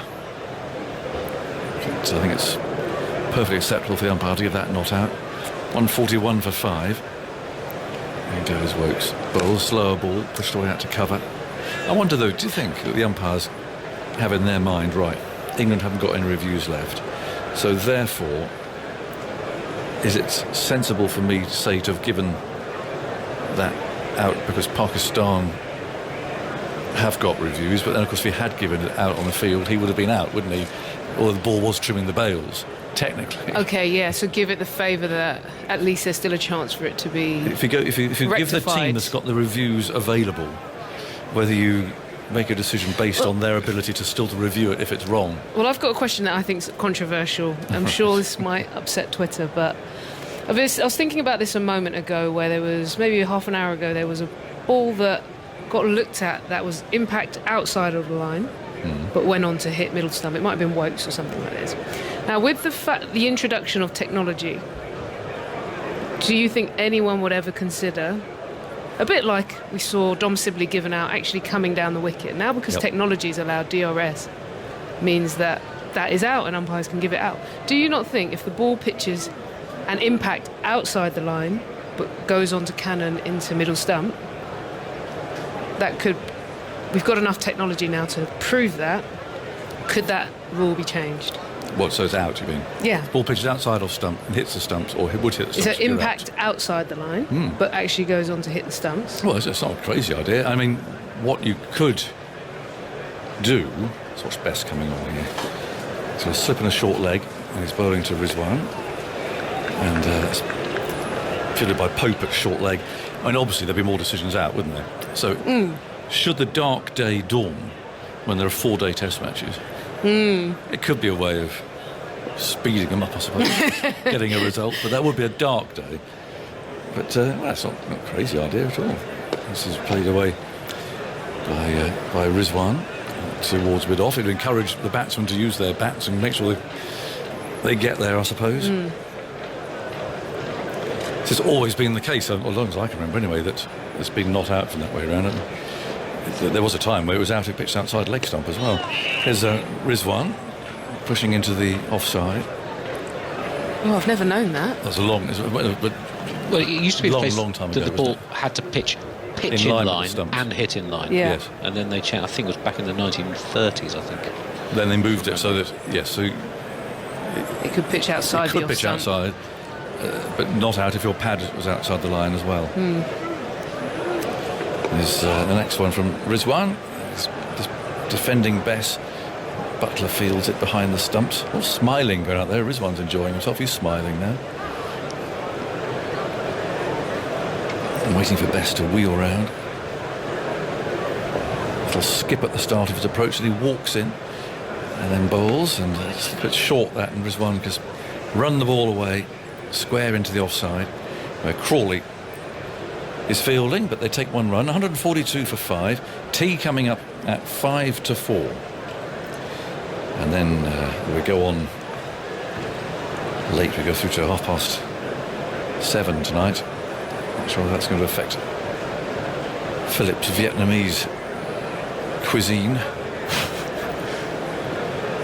There's Bess. It's tucked away out through mid-wicket. And they'll take one there. There's a fella coming in off the boundary. 143 for 5. The end of that over. I feel very inadequate. So I've never had Vietnamese food. Have you had? I didn't know what to order. Yeah, I don't know actually. I don't know what I asked for. I think I just said fish and get surprised. I have had Vietnamese food, but I don't feel like I'm familiar enough to know the dishes. Right. But it's good. I'd love to go there. It's a fascinating country. Yeah, better travel that way would be on the list. It'd be nice. Well, we'll report back tomorrow as what Tuffers has served up. Felt a little bit of a panicky decision. I think he was under pressure. Yeah, he was. He's gone left field, I think, because he was under pressure. So we'll see. 143 for 5. Wokes will continue. Azhar is now on 70. And there's his man very close in, very straight mid-on. As Wokes moves and bowls to Azhar, who's forward. In fact, is fielded in that position by Sibley. It's where Terry Alderman used to have one for Graham Gooch a lot. And of course, Terry Alderman used to get Graham Gooch out a lot as well, LBW usually. And he had that man there staring straight at him. I'm not sure if it ever got out caught there, but it was more, I think, just to try and mess his footwork around. In goes Wokes. Bowls very full down the leg side. Not a good ball. But Butler's able to gather that on the second half volley. It went through low. 143 for 5. Floodlights on. But, some brightness amongst the low cloud. It's coming in over the hill, over the woods. Wokes gives the ball a rub on the back of his trousers, wheels round again, Off he goes, bouncing in. He's there and he bowls. And Azar's forward, wanting a single, then shouts no. It's Crawley. He's in quickly from cover. So no run. Deserted stadium. Just every now and then you see somebody moving. It's usually a photographer. It might be an ECB person. There is Ella Donaldson, isn't it? Oh yeah, she's a hand specialist. She is. I know Ella very well. She's from Loughborough. Yeah. In goes Wokes. Bowls a low full toss really down the leg side that Azar can do nothing with. She works for the NHS and she's been sort of seconded out to do this. She's been based here from the very start. She's, which a lot of people don't know, the players you see wear these sort of gloves that go over the delicate part. You often see sort of early season. She developed those, which the players have been using for years. I remember even in my England days she was making them. So a lot of us owe her a lot. Those early bruises that you get at the start of the season. Absolutely. Here's Wokes, and that's played to mid-on. She played for England, I think. Did she? I don't know if she did. I think she did. I think we need... It's worth a check. Yeah, we need Andy to check that. I think she did. Donis. Yeah. Is it two N's? Might be two N's. A lovely lady. Yes, she is. 143 for 5. In goes Wokes. Bowls on that leg stump, flicked away down to long leg Broads down there. The Karate Kid with his bandana on, throwing that in. And one more run taken. 144 for 5. Archer has a 71. Rizwan has 19. She played 3 one of the internationals for England women's team in 1999 against Netherlands, Denmark and Ireland. Wow. What, does it say what county she played for? I know. Sorry, I'm throwing you off. I know she's got a Midlands-ish accent. Would you say Midlands? Yeah, I think she hails from around there. She certainly works in the Midlands, but she does work with the Loughborough setup with the cricket. Yeah. She's been around for a long time. Was captain and wicketkeeper in all 3 matches that she played in international cricket. All right. That is unusual. In comes Bess. From the far end, he bowls, and that's wristily played by Azar down towards the vacant third man. A long chase for Jofra Archer from the deep point area.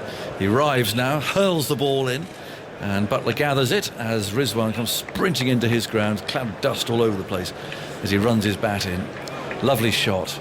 The wrists are coming into play, aren't they? The more and more these two are at the crease with a bit of timing, they're just able to place the ball nicely. It's a slightly slow surface. They've got time to just work it. Good skill set. That's a very unusual thing, is it, to make your debut as captain? Well, interesting. We played a lot of European matches. So my technical debut, even though I don't say it is, mine and Isha's, were playing in these European series against Netherlands. So often... Of course, Bess coming in, bowling, and Rizwan defends.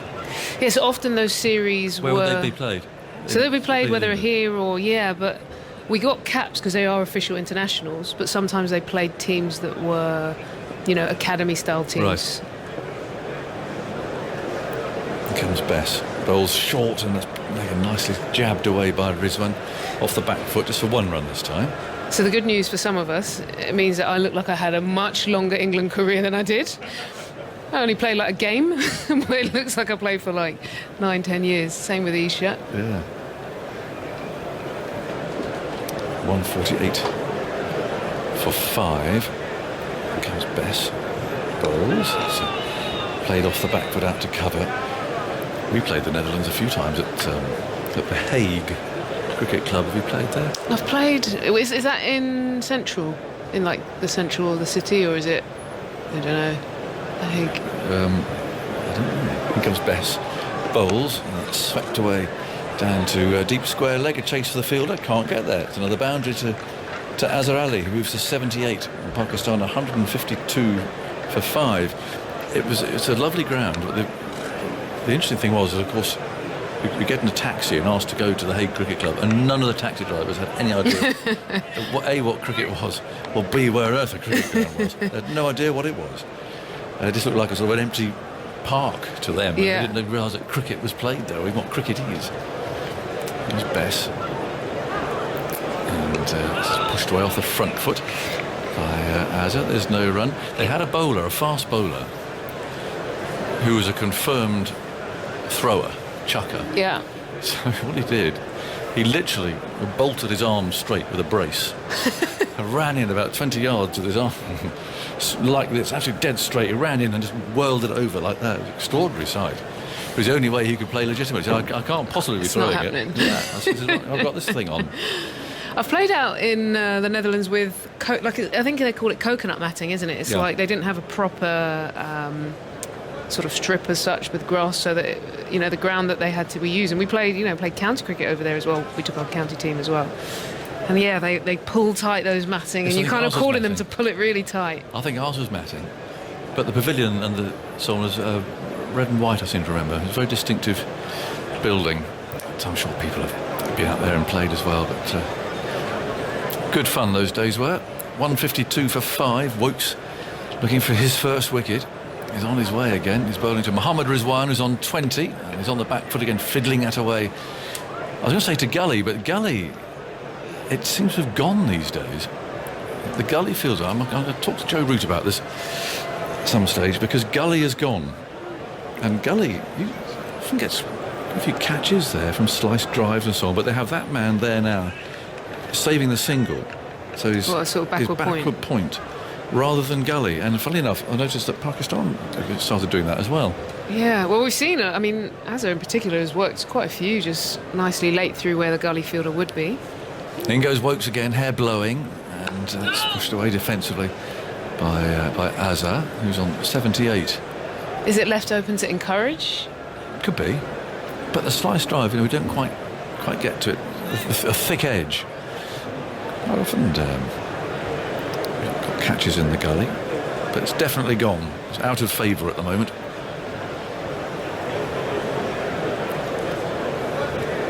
Wokes again spins himself that catch. He goes through his routine as he walks back to his mark, and now he's ready again. Bowles on the off stump. Let's play firmly out to cover. Crawley is doing the fielding. We'll have all the scores for the Bob Willis Trophy during the tea break. Kevin Howells is on duty for us, I would imagine. It was Headingley the other day. Didn't see much play, I'm afraid. Weather around. But I hope he's got some today to report. 153 for 5. Wokes again. The sun out once more. Over the wicket. Bowles and then defended by Azza. Squaring up a little, but played back up the pitch. And my spies tell me that our Azza, so this Azza's been having a really rough time in Pakistan. A lot of criticism. So he'll be enjoying this. If he can get to 100, that might quieten a few people down. 153 for 5. In goes Wokes. Bowles short outside the off stump. He turns his back almost on that, withdrawing the bat. Well, there's another 20 overs with this ball. We haven't, it's not one to reverse. So really, I guess the hard job is going to be coming back out after tea, just restarting. But then there's a nice little period where he could again settle in and get to that 100. Lots of overs left, aren't there? There's on that board over there, 48 after this one. 48, that's 3 hours. At least 3 hours. There goes Wokes. And that's steered away down to third man. Will it go all the way? Bess is after it, sprinting down towards the rope. And I just see the ball bobble in the air as it hits the rope and into the hoardings. So it's another boundary. And as has moved to 82 now, is just really finding some rhythm.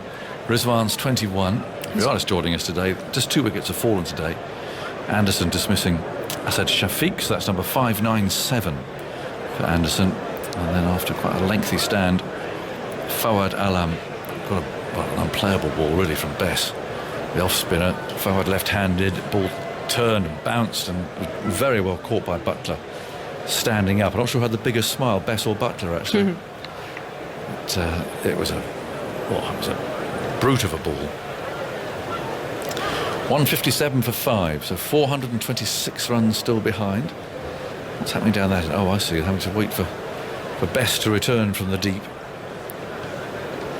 Just to highlight the acceleration in Pakistan's innings, their 50 came up in the 25th over, 100 in the 46th over, and the 150 in the 58th, so they've accelerated nicely. Rizwan's on 21. And Best comes in and bowls with drives. Quite timed that. Quite a brave shot, though, against the spin. He finds Crawley. That's extra cover.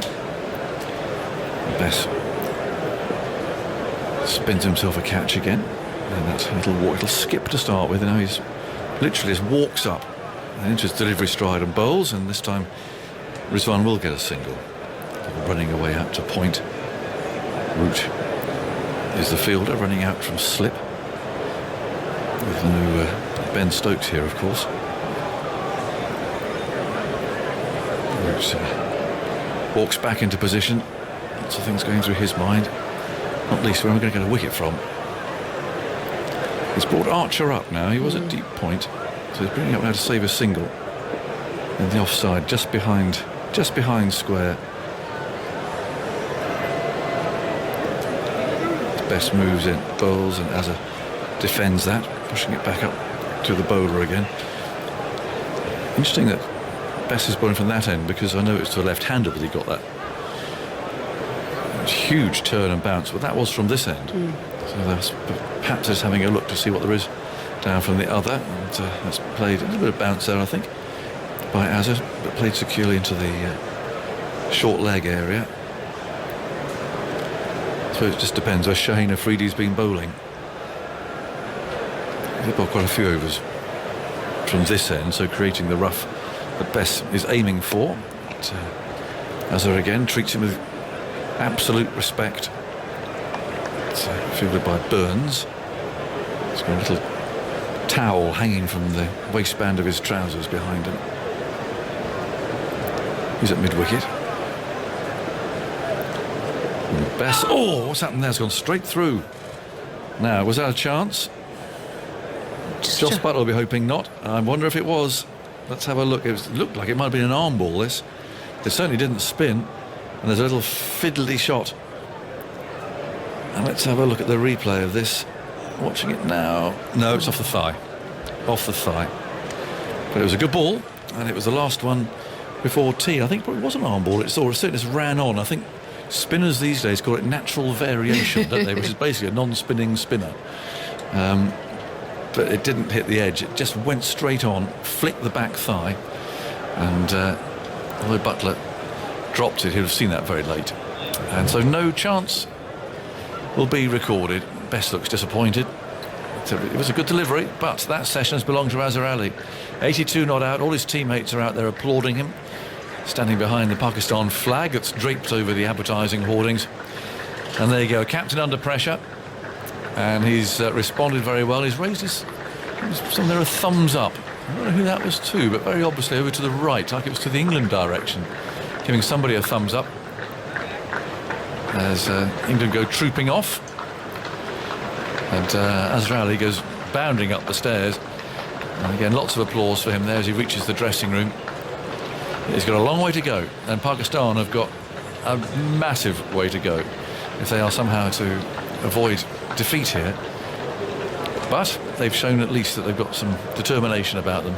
Yeah, really important. A bit of resilience. I think, England tried. They made the ball talk with the newer ball and got stuck into the game. But after that fourth wicket, they've made them work. Well done to Best for eking out the left-hander. But England have been trying. We've seen those feisty spells from Archer and some disciplined bowling, but I think Pakistan have been up to the challenge. The pitch conditions worked in their favour, nothing really off the surface. So it's just allowed them to settle in. Like you say, the key here for Pakistan, even if they don't get out this game unscathed, a few careers such as Azhar Ali, under pressure as captain, away series, he'll want to change the narrative. So 100 for him could be really important. Yeah, I was 30 for 4 when they lost that first wicket today, and so far behind. You could have seen some teams just folding there, but that hasn't happened. And Fawad Alam made a good 21. He got that really awkward ball from Bess. And Mohammad Rizwan's 22 and Azhar Ali's on 82.